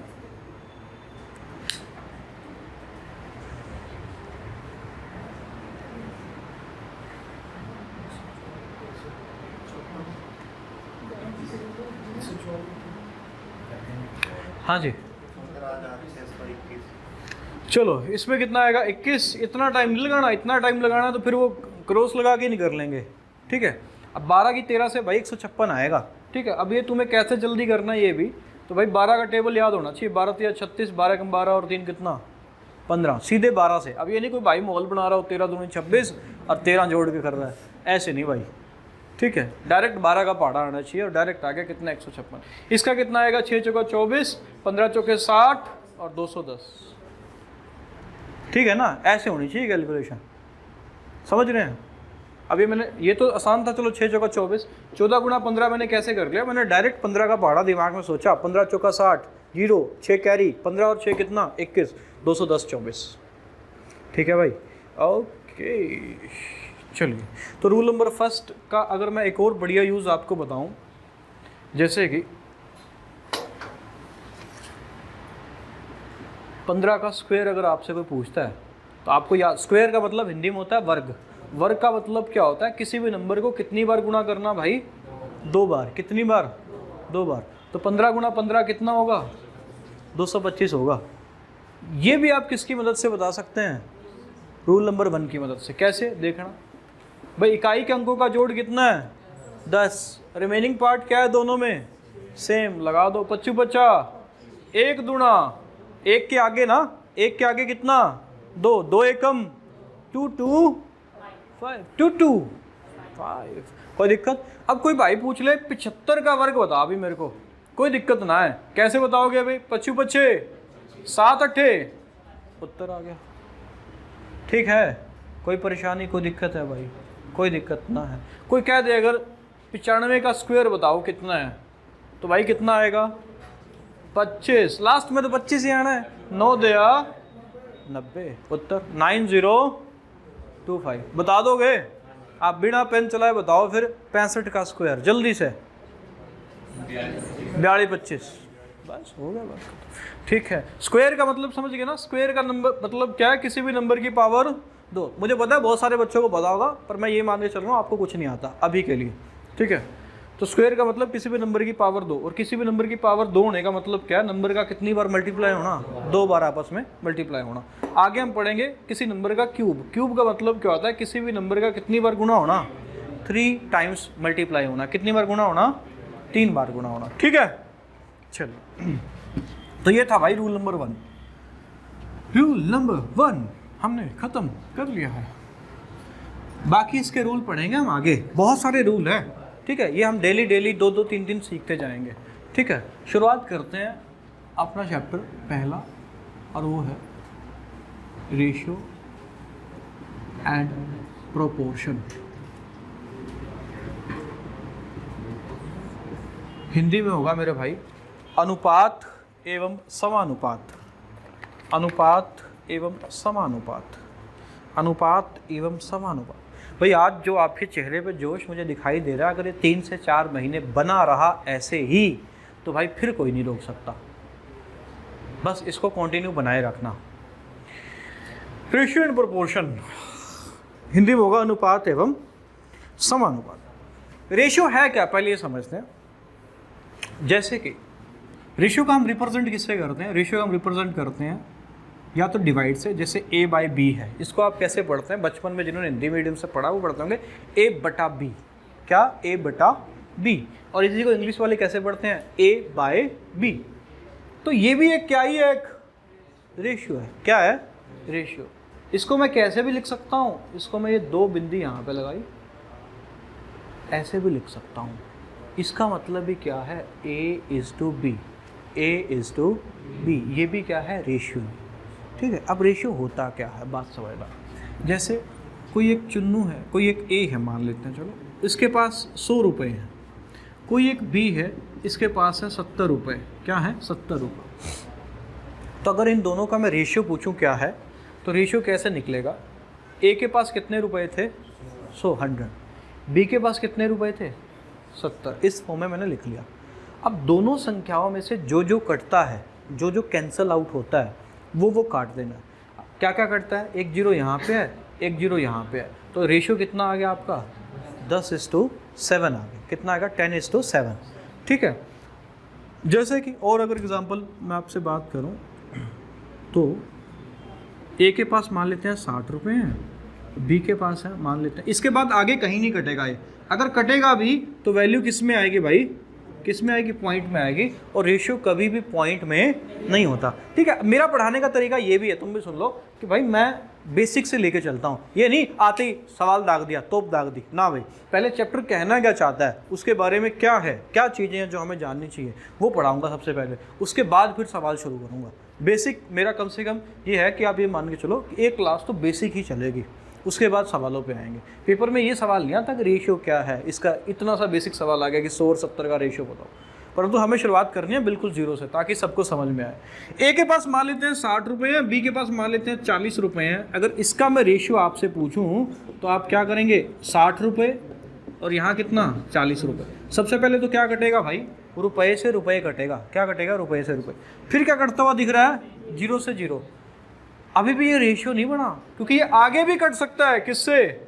2 से। 2 तिया 2 दूनी, ये रेशियो बन गया भाई 3:2।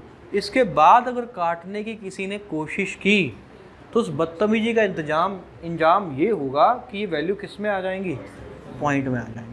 ठीक है। यही अपना क्या है? रेशियो। तो रेशियो क्या है? सबसे पहले रेशियो निकलेगा एक तो सेम चीज़ों का, जो नहीं 2 होनी चाहिए, 3 भी हो सकती है। मान लो एक और कलाकार मैंने ऐड कर लिया इसमें, सी, जिसके पास रुपए हैं मान लेते हैं 80। अगर इन तीनों का मुझे रेशियो बताना है ए बी सी का, तो भाई क्या करूँगा? A:B:C लिख लिया मैंने। 100, 80, 70। जीरो से जीरो कट गई। अब रेशियो कितना आ गया?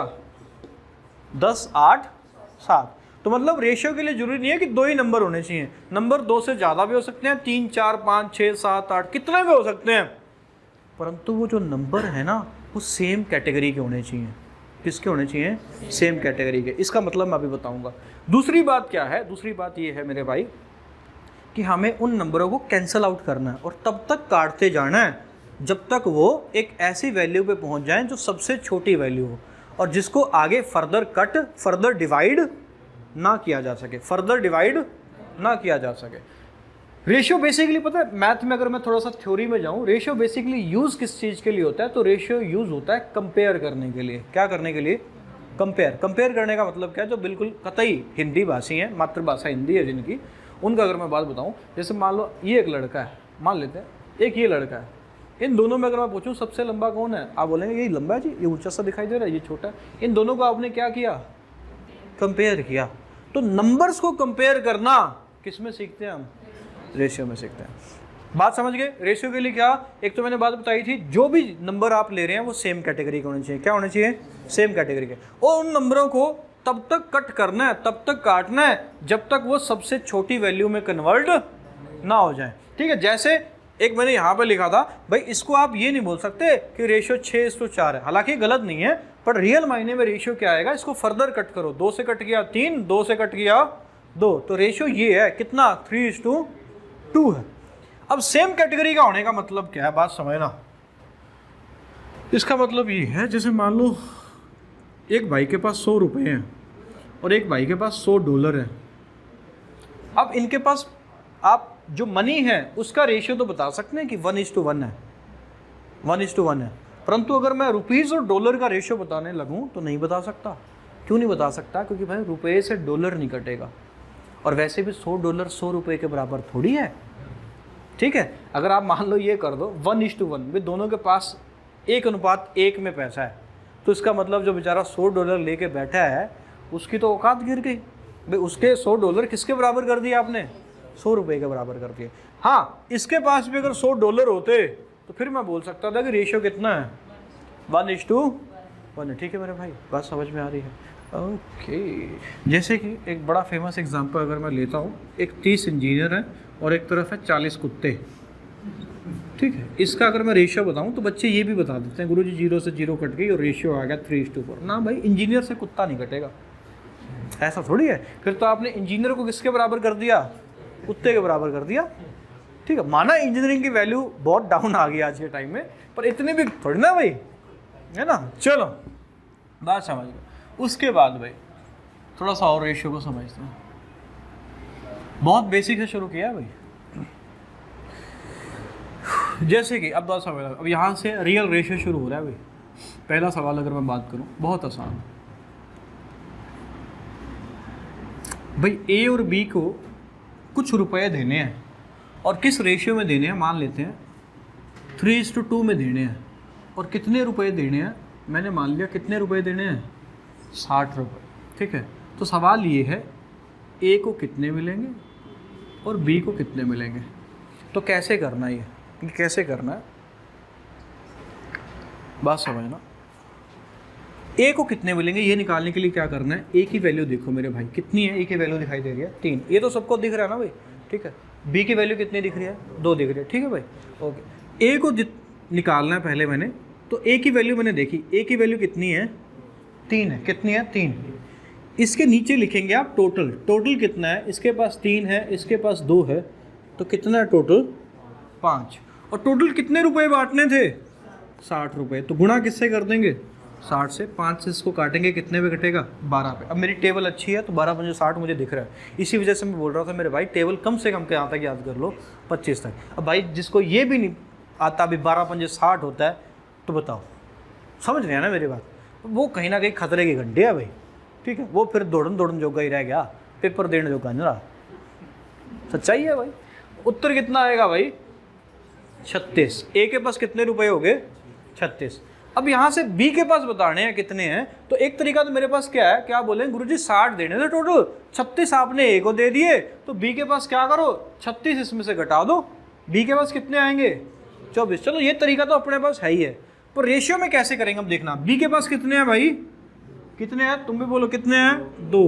टोटल कितने थे, 5, गुणा में 60, फिर कितने पे कटेगा भाई, 12 दूना 24, वही 24 आया। देखो बात समझे कि नहीं, ओके। कल को ये सवाल पूछ ले कि भाई ए और बी के पास जो जो रुपए हैं उनका अंतर बताओ, क्या बताओ, अंतर। अंतर का मतलब इंग्लिश में बोलते हैं डिफरेंस बताओ। तो डिफरेंस कैसे बताएंगे, अब देखना, डिफरेंस बताना है मतलब घटा करके बताना है।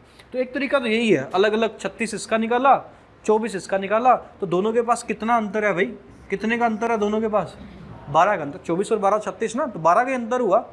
पर ऐसे थोड़ी करेंगे हम कैसे करेंगे, हम यहाँ से करेंगे डायरेक्ट। भाई ए के पास कितने थे, 3, बी के पास कितने थे, 2। अपने अकॉर्डिंग दोनों का जो अंतर है वो कितना है भाई, 1 है। 3 में से 2 गया, कितना है, 1 है। कितना, 1 अंतर है। डिवाइड बाय हमेशा क्या आता है, टोटल। क्या आता है, टोटल। और कितने पे करना था ये अंतर हमें, 60 पे। तो आंसर आ जाएगा दोनों के पास जो रुपए हैं उनका जो अंतर है वो कितने रुपए हैं, 12 है। यहाँ से भी आप बता सकते थे, पर हम ऐसे क्यों करें, ऐसे तो हमें करने में क्या होगा, पहले ए के निकालेंगे, फिर बी को निकालेंगे, फिर माइनस करेंगे। या हमने डायरेक्ट कर दिया कि ए के पास 3 है, बी के पास 2 है, अंतर कितना, 1, डिवाइड बाय हमेशा क्या आएगा, टोटल, गुणा कितने पे अंतर बताना था, 60 पे, तो कितने रुपए का अंतर आ गया, 12 रुपए का। ठीक है, समझ में आया, ओके। तो एक सवाल दूँ अब इस पर, ठीक है, चलिए मिटा रहा हूँ भाई।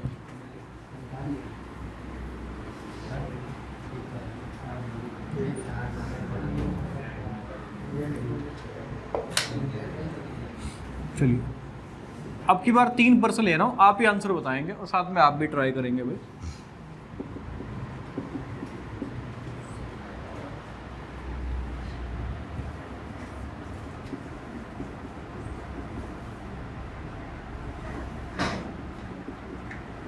तो बताने हैं, बहुत सारे सवाल पूछ रहा हूँ। ए के पास कितना, बी के पास कितना, सी के पास कितना, ए प्लस बी के पास कितना, बी प्लस सी के पास कितना, ए माइनस सी के पास कितना, बी माइनस सी के पास कितना, ये सवाल है आपके पास भाई। ऑनलाइन वालों अगर देख रहे हो तो तुम भी ट्राई करो।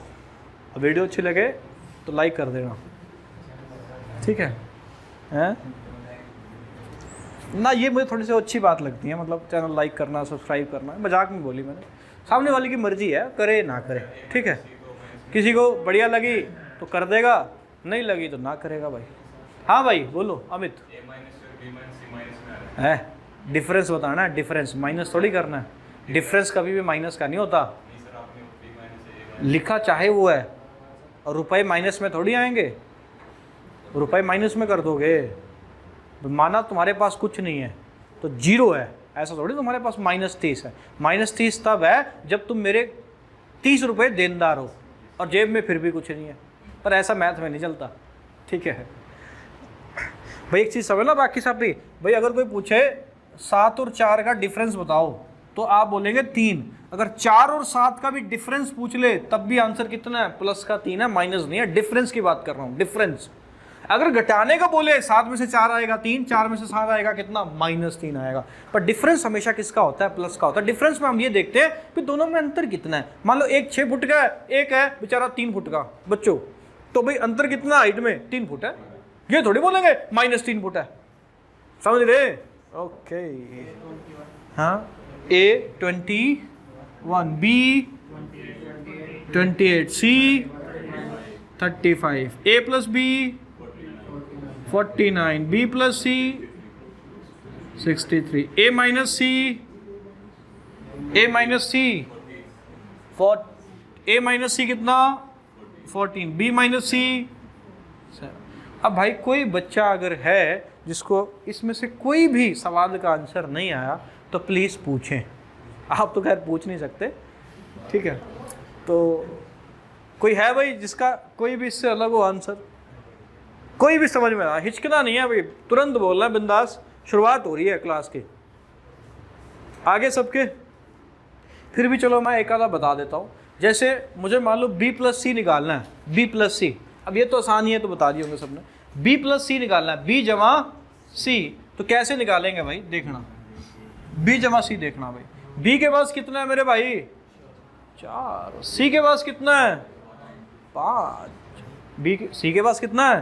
5। हमें क्या बताना था? B plus C। टोटल कितना हो गया? 5 और 4 9। हाँ जी, B माइनस C है तो माइनस में नहीं आएगा ना ना ना, डिफरेंस है। मैं वो बता रहा था ना, अभी बताऊंगा, दोबारा फिर बता दूंगा, कोई बात नहीं।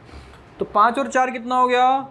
बटे में हमेशा टोटल 5 4 9 और 3 12। और कितनों पे बताना है? 84। 12 सत्ते 9 सत्ता। तो B प्लस C की वैल्यू कितनी आ गई? 63। ठीक है, ऐसे झंडू वाला तरीका नहीं करना, पहले B निकाला फिर C निकाला फिर जोड़ा फिर बताया ना, ऐसे नहीं। अब B माइनस C भाई पूछ रहा है कि B minus C sir minus में आएगा ना। देखना भाई, यहाँ पे सिर्फ बात हो रही है, किसकी बात हो रही है? डिफरेंस की बात हो रही है। डिफरेंस में क्या है? मान लो एक लड़के की हाइट है, एक लड़का है, मान लेते हैं इसकी हाइट है 6 फीट और इसकी हाइट है 3 फीट।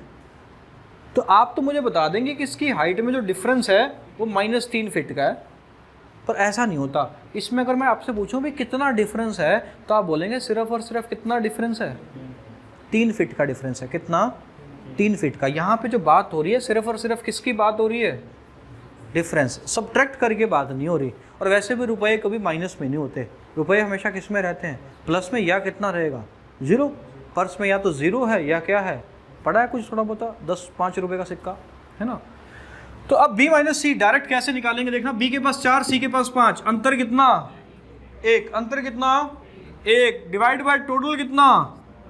12 गुणा कितना? तो वही आया 12 सत्ता 84। ठीक है भाई, किसी को कोई दिक्कत नहीं। तो मेरे हिसाब से रेशियो को आप बेसिक तो समझ गए। ये पेपर में सवाल नहीं आते भाई, कभी सोचो आप ABC दे दिया, बताओ A के पास कितने जाएंगे। हाँ, गणित अगर किस्मत बढ़िया है, बड़ा सेला पेपर अगर बन गया तो बात अलग है, पर ऐसे सवाल आते नहीं। पर मुझे बिल्कुल जीरो से लेकर चलना है, तो मैं सब कुछ चीज़ें लेके चल रहा हूँ आपके साथ, ठीक है। आगे बढ़े, चलो नेक्स्ट पॉइंट पे। नेक्स्ट पॉइंट है भाई, अच्छा प्रोपोर्शन हम आगे पढ़ेंगे, अभी हम रेशियो पे डिस्कशन कर रहे हैं सिर्फ। प्रोपोर्शन में बहुत सारी चीज़ें पढ़ेंगे हम, मिडिल प्रोपोर्शन, ठीक है, middle proportion, third proportion, fourth proportion, ठीक है। उसके बाद रेशियो बहुत सारे टाइप के होते हैं, सब डुप्लीकेट रेशियो, ट्रिप्लीकेट रेशियो, सब ट्रिप्लीकेट रेशियो, ये सब हम आगे पढ़ेंगे। Properties of ratio, properties of ratio, properties of ratio, ratio की प्रॉपर्टी क्या है। अब ये बहुत इंपॉर्टेंट है। इन्हीं दो प्रॉपर्टी पे जो मैं बताऊंगा पूरे का पूरा रेशियो टिका हुआ है, पूरे का पूरा, तो बड़े ध्यान से समझनी है दो प्रॉपर्टी क्या है। जैसे कि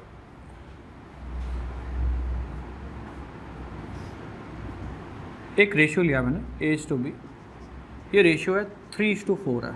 कितना है? 3:4। इसको मैंने किसी नंबर से मल्टीप्लाई करना है, मान लो K से मल्टीप्लाई करना है, किसी नंबर K से मल्टीप्लाई करना है। तो मल्टीप्लाई होगा कैसे? मल्टीप्लाई ऐसे होगा मेरे भाई, ये 3 भी K से मल्टीप्लाई होगा तो कितना बनेगा? 3K। ये 4 भी K से मल्टीप्लाई होगा तो क्या बनेगा? 4K, ठीक है। पढ़ाने में देखो इतना घूमा, चाय का ध्यान नहीं रहा। तो K से क्या उठ जाएगा, और चाय के मामले में कभी नहीं मैं ऐसा करता भाई। K से K कट गया, अभी भी रेशियो कितना है? 3:4। बात समझे क्या? जैसे मान लो एक रेशियो है 3:2, इसको मुझे मल्टीप्लाई करना है 4 से, तो क्या होगा? बात समझना, होगा ये 3 भी 4 से गुणा होगा और ये 2। मतलब जब भी आप रेशियो को किसी नंबर से गुणा कर रहे हैं तो पूरे का पूरा रेशियो ही उसी नंबर से गुणा होगा, और रेशियो पूरे का पूरा उसी नंबर से गुणा होगा तो कितना बनेगा? 12/8। अब फाइनल बात क्या है? फाइनल बात ये है कि भाई अभी भी ये रेशियो बदला नहीं। कुछ बोलेंगे गुरुजी तो बदल गया, 12:8 आ गया। भाई ये रेशियो थोड़ी है, इसको फिर काटना है। 4 से कटा, 2 से कटा, ये फिर से कितना बन गया?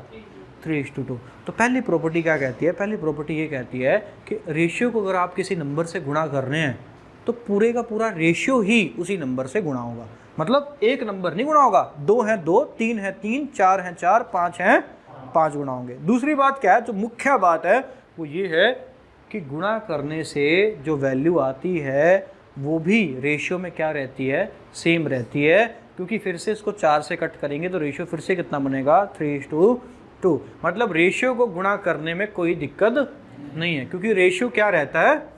सेम है। जैसे आपने बचपन में किया होगा ना कि जैसे ये मान लो x है, इसको आपने बोला कि इसको मैं 4 से गुणा कर रहा हूँ, 4 से भाग कर रहा हूँ, करते ना? 4 से गुणा और 4 से भाग, क्योंकि ये बेसिकली आप क्या ही कर रहे हैं? बेसिकली आप 4 से 4 कटेंगे, इसको किससे गुणा कर रहे हैं? 1 से, और अभी भी ये कितना ही है? x है। अभी भी क्या ये x है। बात समझ रहे हैं ना? तो पहली प्रॉपर्टी क्या कहती है? पहली प्रॉपर्टी दोस्त ये कहती है कि रेशियो को किसी भी नंबर से गुणा किया जा सकता है, और गुणा करने का तरीका क्या है कि पूरे का पूरा जो रेशियो है वो उस नंबर से गुणा होगा, ठीक है। तो लिखेंगे अपनी कॉपी में, जो हिंदी में लिख रहे हैं वो लिखेंगे मेरे भाई, मेरे सबसे प्रिय मित्र लिखेंगे हिंदी वाले। रेशियो कितने बोलेंगे? अनुपात। अब अनुपात दिमाग से निकाल दो, बस रेशियो ही रखो। रेशियो को किसी भी नंबर से गुणा किया जा सकता है। क्या हुआ? जाना है क्या? दिख रहा है वो मुझे, जल्दी में हो।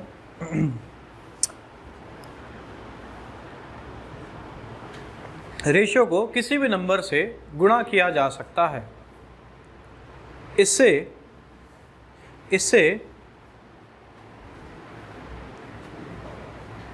रेशियो में कोई बदलाव नहीं होगा। इससे रेशियो में कोई बदलाव नहीं होगा। इससे रेशियो में कोई बदलाव नहीं होगा। इंग्लिश वाले मेरे भाई लिखेंगे, ratio can be multiplied, ratio can be multiplied by any number. कोई लिख रहा है क्या? नहीं लिख रहा? चलो जाना है तो जाओ।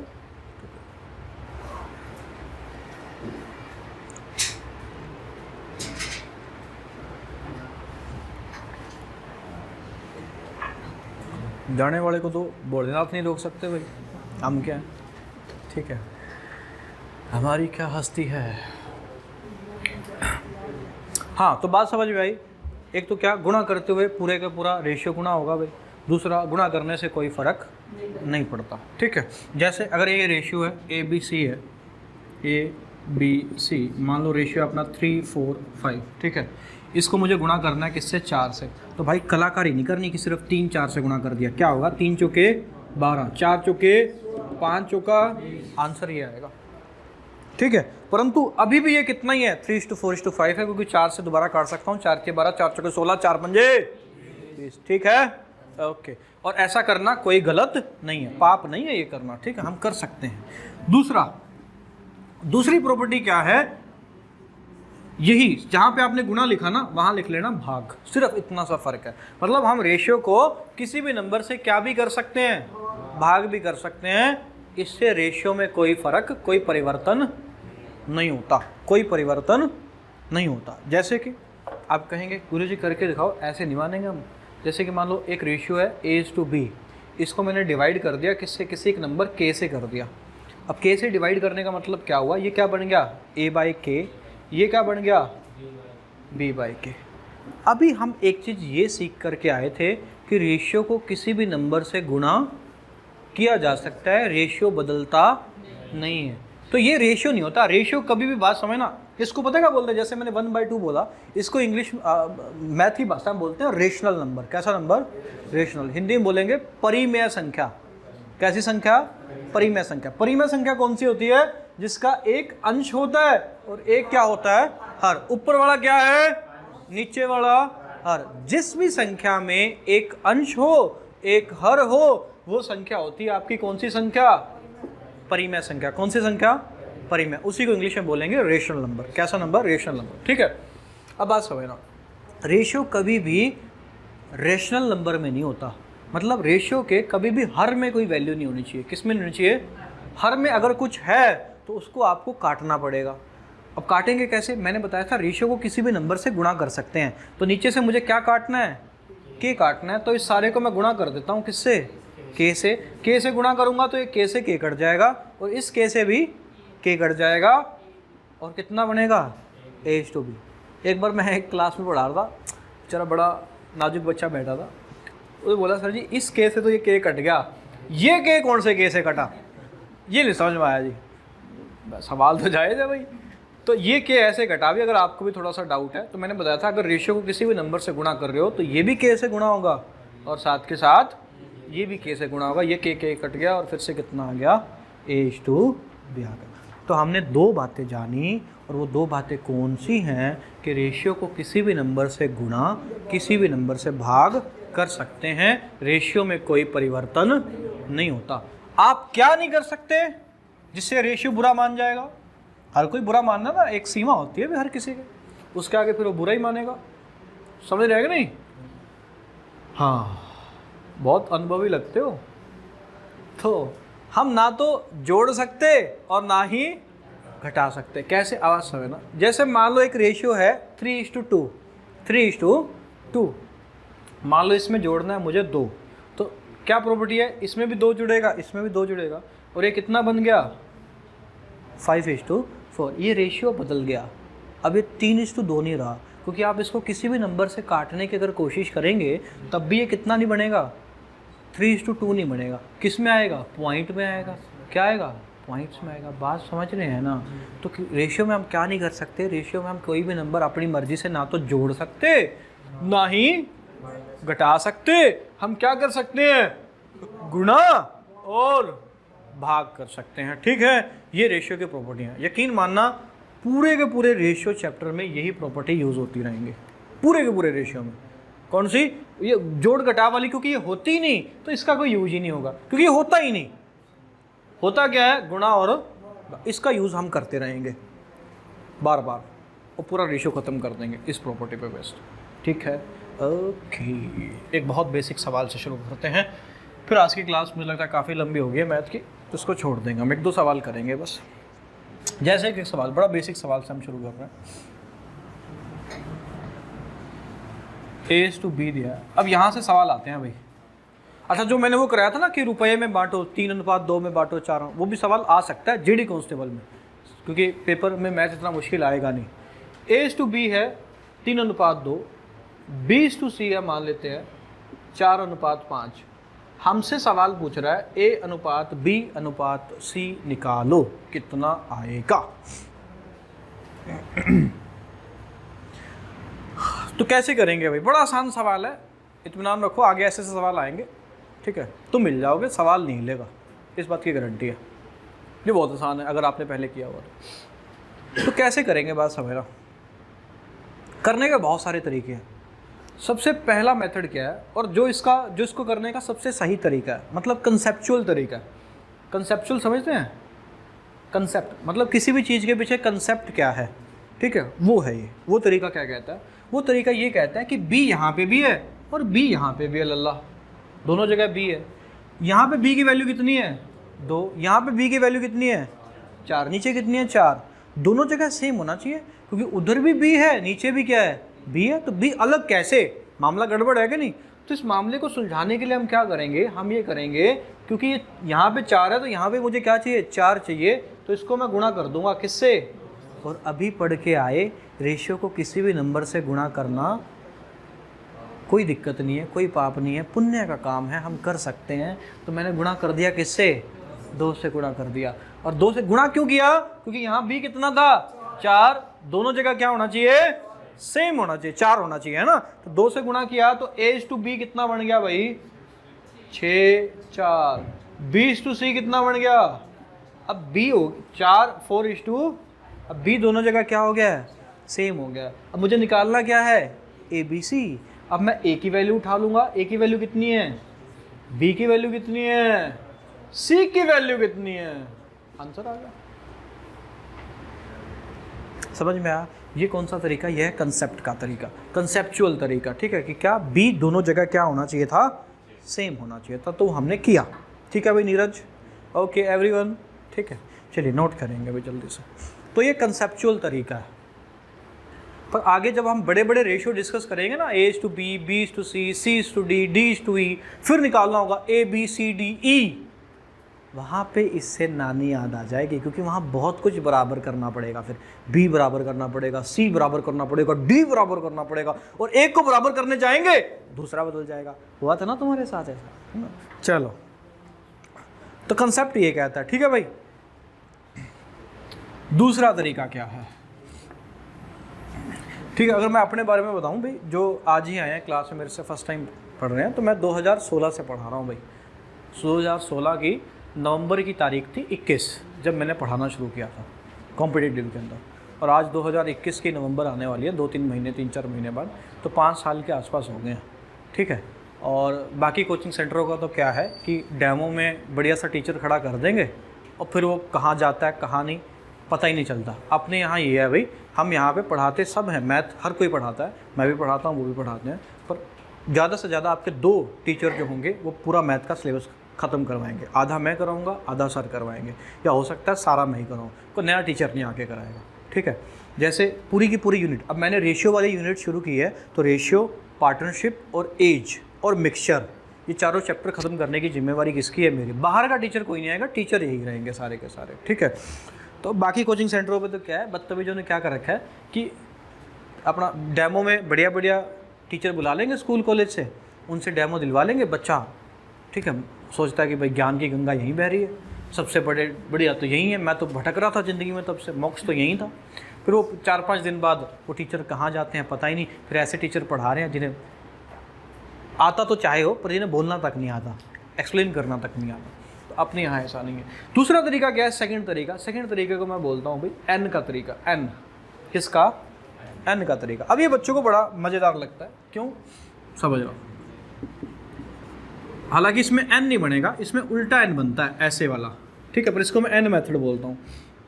ये क्या है बात समझना, ये क्या है? अब देखना इसमें उल्टा एन कैसे बन रहा है। अगर हम थोड़ा सा अप्लाई करने की कोशिश करें, ये लाइन ऐसे, फिर ये लाइन तिरछी है, फिर ये लाइन कैसे है? ऐसे। तो जहाँ जहाँ ये लाइन बन रही है, 2 नंबर जो कट कर रहे हैं उनको आपस में क्या करना है, हमें गुणा करना है। क्या करना है? गुणा। तो 3 चौके कितना आएगा? 12। इन दोनों को गुणा करेंगे कितना आएगा? 8। इन दोनों को गुणा करेंगे कितना आएगा? 10। अब बच्चा बोलता है गुरुजी ये तो आंसर अलग आ गया, एन वाले मेथड में वहाँ पे तो कितना आया था? 6 4 5 आया था। भाई ये रेशियो नहीं है अभी भी इसको मैं कट कर सकता हूँ। किससे? 2 से। कितना बनेगा? वही आया कि नहीं आया? एन समझ में आया? ठीक है, हाँ उल्टा एन है बेसिकली, तो ये थोड़ा सा बच्चों को ठीक लगता है। ठीक है, एन वाला। हाँ भाई तुम्हें कौन सा लगे वो तुम देखो, मैं जस्ट जनरल एक बात बता रहा हूँ। ठीक है, जब भी मैंने कराया उल्टा एन समझ में आया? उल्टा एन का मतलब इन दोनों को गुणा, फिर तिरछा, फिर सीधा नीचे। ठीक है, जैसे कल को ये आ जाए अगर भाई देखना 3 2 1 4, क्या करना है? 3 1 को गुणा, फिर 1 2 को गुणा, फिर 2 4 को गुणा, उत्तर आ गया। समझ रहे हो? तीसरा तरीका। बाकी ये भी ठीक है, ये बुरा नहीं है भाई मेरे विचार में भी। तीसरा तरीका ऐसा है, अब ये ऐसे सवाल, इस टाइप के जो सवाल आएंगे ना, उन सब पे कारगर रहेगा, कुछ सोचना ही नहीं। और इसको बोलते हैं पड़ोसी का तरीका या पड़ोसी तरीका। नाम दिया भी मैंने, बस ऐसे ऐसे नाम ही आपको मिलेंगे पूरे मैथ में। लाला जी के सवाल आएंगे आगे, जैसे लाला जी तोलते हुए बेईमानी करेंगे, कम तोलेंगे ज़्यादा तोलेंगे, तो उसको हम बोलते हैं बेईमान दुकानदार के सवाल। ठीक है, हाँ बेईमान दुकानदार के सवाल। तो ऐसी ऐसी चीज़ें हम मैथ में लेकर के आएंगे आपके सामने। पड़ोसी का तरीका कहता है क्या भाई, मुझे निकालने को बोला गया था ए बी सी। अब जो जो आपको दे रखा है उसके नीचे लिखना है। अभी लिखना नहीं, पहले समझेंगे पड़ोसी तरीका क्या कहता है। ए बी दे रखा था, कितना दे रखा था? 3:2। ए के नीचे लिखेंगे कितना? 3। बी के नीचे लिखेंगे कितना? यहाँ पे एक जगह खाली है, सी के नीचे कोई जगह नहीं ना भरने को। फिर मुझे दे रखा है क्या? B C. बी की वैल्यू कितनी? बी के नीचे लिखी है। सी की वैल्यू कितनी? किसके नीचे लिखूं? इसके नीचे। इसके आगे एक वैल्यू खाली है, प्लेस खाली है ना एक आगे, इसके एक आगे खाली था और इसके एक आगे खाली था। अब होता क्या है, खाली जगह को कौन भरता है? खाली जगह को भरता है पड़ोसी। कौन भरता है? पड़ोसी भरता है भाई। ठीक है, फैक्ट है भाई ये। तो ये खाली जगह को, इसका पड़ोसी कौन है? 2। तो कौन भरेगा? मतलब यहाँ पे कितना लिखूं? 2। इस खाली जगह का पड़ोसी कौन है? 4। तो यहाँ पे किसको लिखूं? और फिर इन सबको क्या कर देना आपस में? गुणा।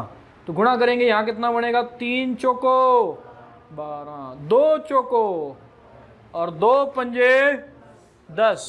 फिर से कट जाएगा, किस पे कटेगा भाई? 2 पे कटेगा। कितना आ जाएगा? 2 छिके 12, 2 चौके 2 पंजे, उत्तर वही आया फिर से कितना? 6 4 5। अब इसमें कुछ सोचना नहीं भाई, पड़ोसी अपना काम करता रहेगा। ठीक है, चलो नोट करेंगे अभी जल्दी से। ठीक है, ओके। तो बोल तो सकते नहीं फिर, है ना? अब मुझे यही मानना पड़ता है कि भाई ठीक है, जहाँ कहीं भी कुछ लगे ऐसा वैसा, कमेंट बॉक्स हैगा तुम्हारे पास ऑप्शन, वहाँ पे आप लिख सकते हो दिल की भावना है। ठीक है, चलो ठीक है भाई। 6 4 5। तो ये 3 तरीके हैं आपके पास। ठीक है, इस तरीके में कुछ नहीं सोचना। इस टाइप के जितने भी सवाल आएंगे, A B C B C D E D जो भी आएगा सब पे लग जाएगा। इसमें थोड़ा सा सोचना पड़ेगा क्योंकि यहाँ तो उल्टा एन बन गया। जब ये C/D भी आएगा तब यहाँ एक काजू कतली बनेगी। ठीक है, ये थोड़ी सी चीज़ है। परंतु यहाँ पे क्या करोगे आप? जहाँ पे खाली जगह है उसको किससे भरवा दोगे? पड़ोसी से भरवा दोगे। ठीक है, तो इसमें कुछ सोचना नहीं है। और उसमें दिक्कत है भाई कंसेप्ट वाले में। कंसेप्ट में क्या था कि भाई बी सेम है तो वैल्यू भी क्या होनी चाहिए? सेम। जैसे मान लो अगर यहाँ पे भी कितना होता? 2 होता, मान लेते हैं, तो इसका आंसर मैं सीधा लिख देता, ए कितना, बी कितना, सी कितना, उत्तर। कुछ करना ही नहीं था। करना क्यों पड़ा? क्योंकि वहाँ 2 था, यहाँ कितना था? ठीक है मेरे भाई, ओके। इस पे एक सवाल और ये बनता है और वो देख लेते हैं।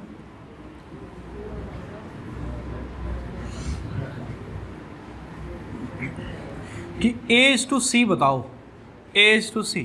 अब इसको बताने के 2 तरीके हैं, बात समझना। एक तो क्या है यही कि मैंने ABC निकाल लिया था, कितना आया था? 6 4 5। सवाल यही है, सिर्फ पूछा गया है मैंने A/C।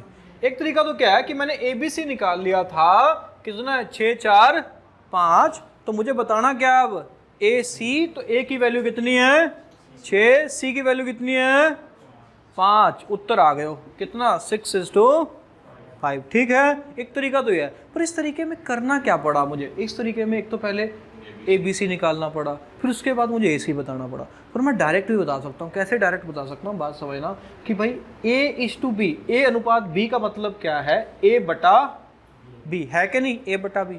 बी अनुपात सी का मतलब क्या है B/C। स्टार्टिंग में मैंने बताया था, याद करो कि रेशियो को मैं ऐसे भी लिख सकता हूँ, रेशियो को मैं ऐसे भी लिख सकता हूँ। अगर मैं इन दोनों को काटता हूँ, गुणा करता हूँ, सॉरी, इन दोनों को क्या करता हूँ मल्टीप्लाई, तो क्या होगा B से B कटेगा, बचेगा कितना A/C, और पूछा भी क्या था।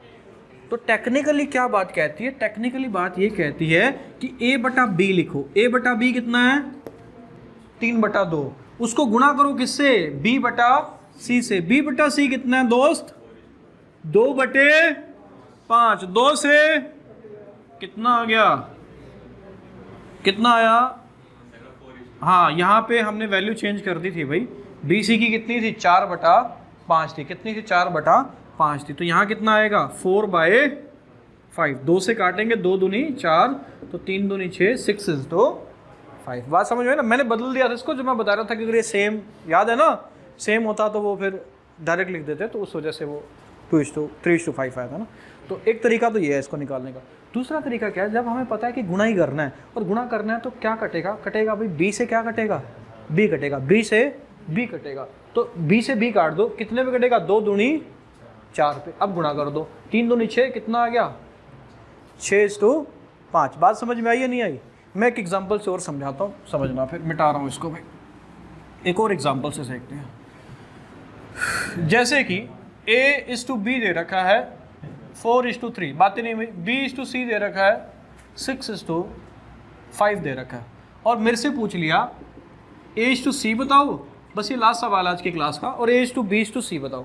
तो A/B/C बताने के मेरे पास 3 तरीके हैं, ठीक है। कौन सा तरीका, N वाला इसमें ज़्यादा कारगर है, ठीक है। N वाला कारगर क्या है, ऐसे करना और फिर ऐसे, ठीक है। क्या आ जाएगा 4×6 24, 3×6 18, 3 पंजे 3 से कटेगा 3×8 3×6 3 पंजे, तो ABC आ गया 8 6 5, और AC कितना आएगा 8 5। एक तरीका तो ये हो गया।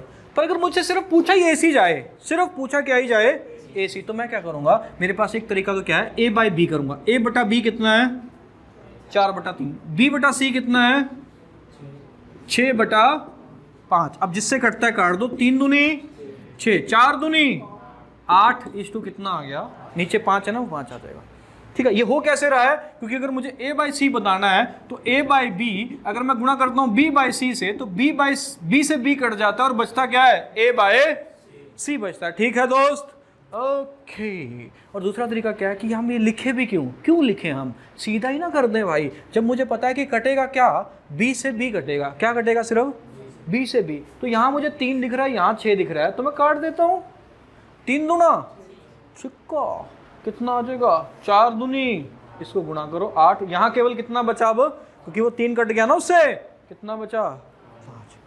अब कोई बच्चा पूछे गुरुजी कटे ही ना, फिर क्या करेंगे, एक सवाल और देख लेते हैं, फिर मल्टीप्लाई करेंगे। बिल्कुल सही, बच्चे ने दिमाग लगाया, भी कट ही नहीं रहा, तो इस लाइन को गुणा कर दो, इस लाइन को गुणा कर दो, क्या आ जाएगा AC आ जाएगा। कल करते हैं, क्लास काफ़ी लंबी हो रही है, और ये तो भाग भूग गए होंगे जो एक दो देख रहे होंगे, ठीक है।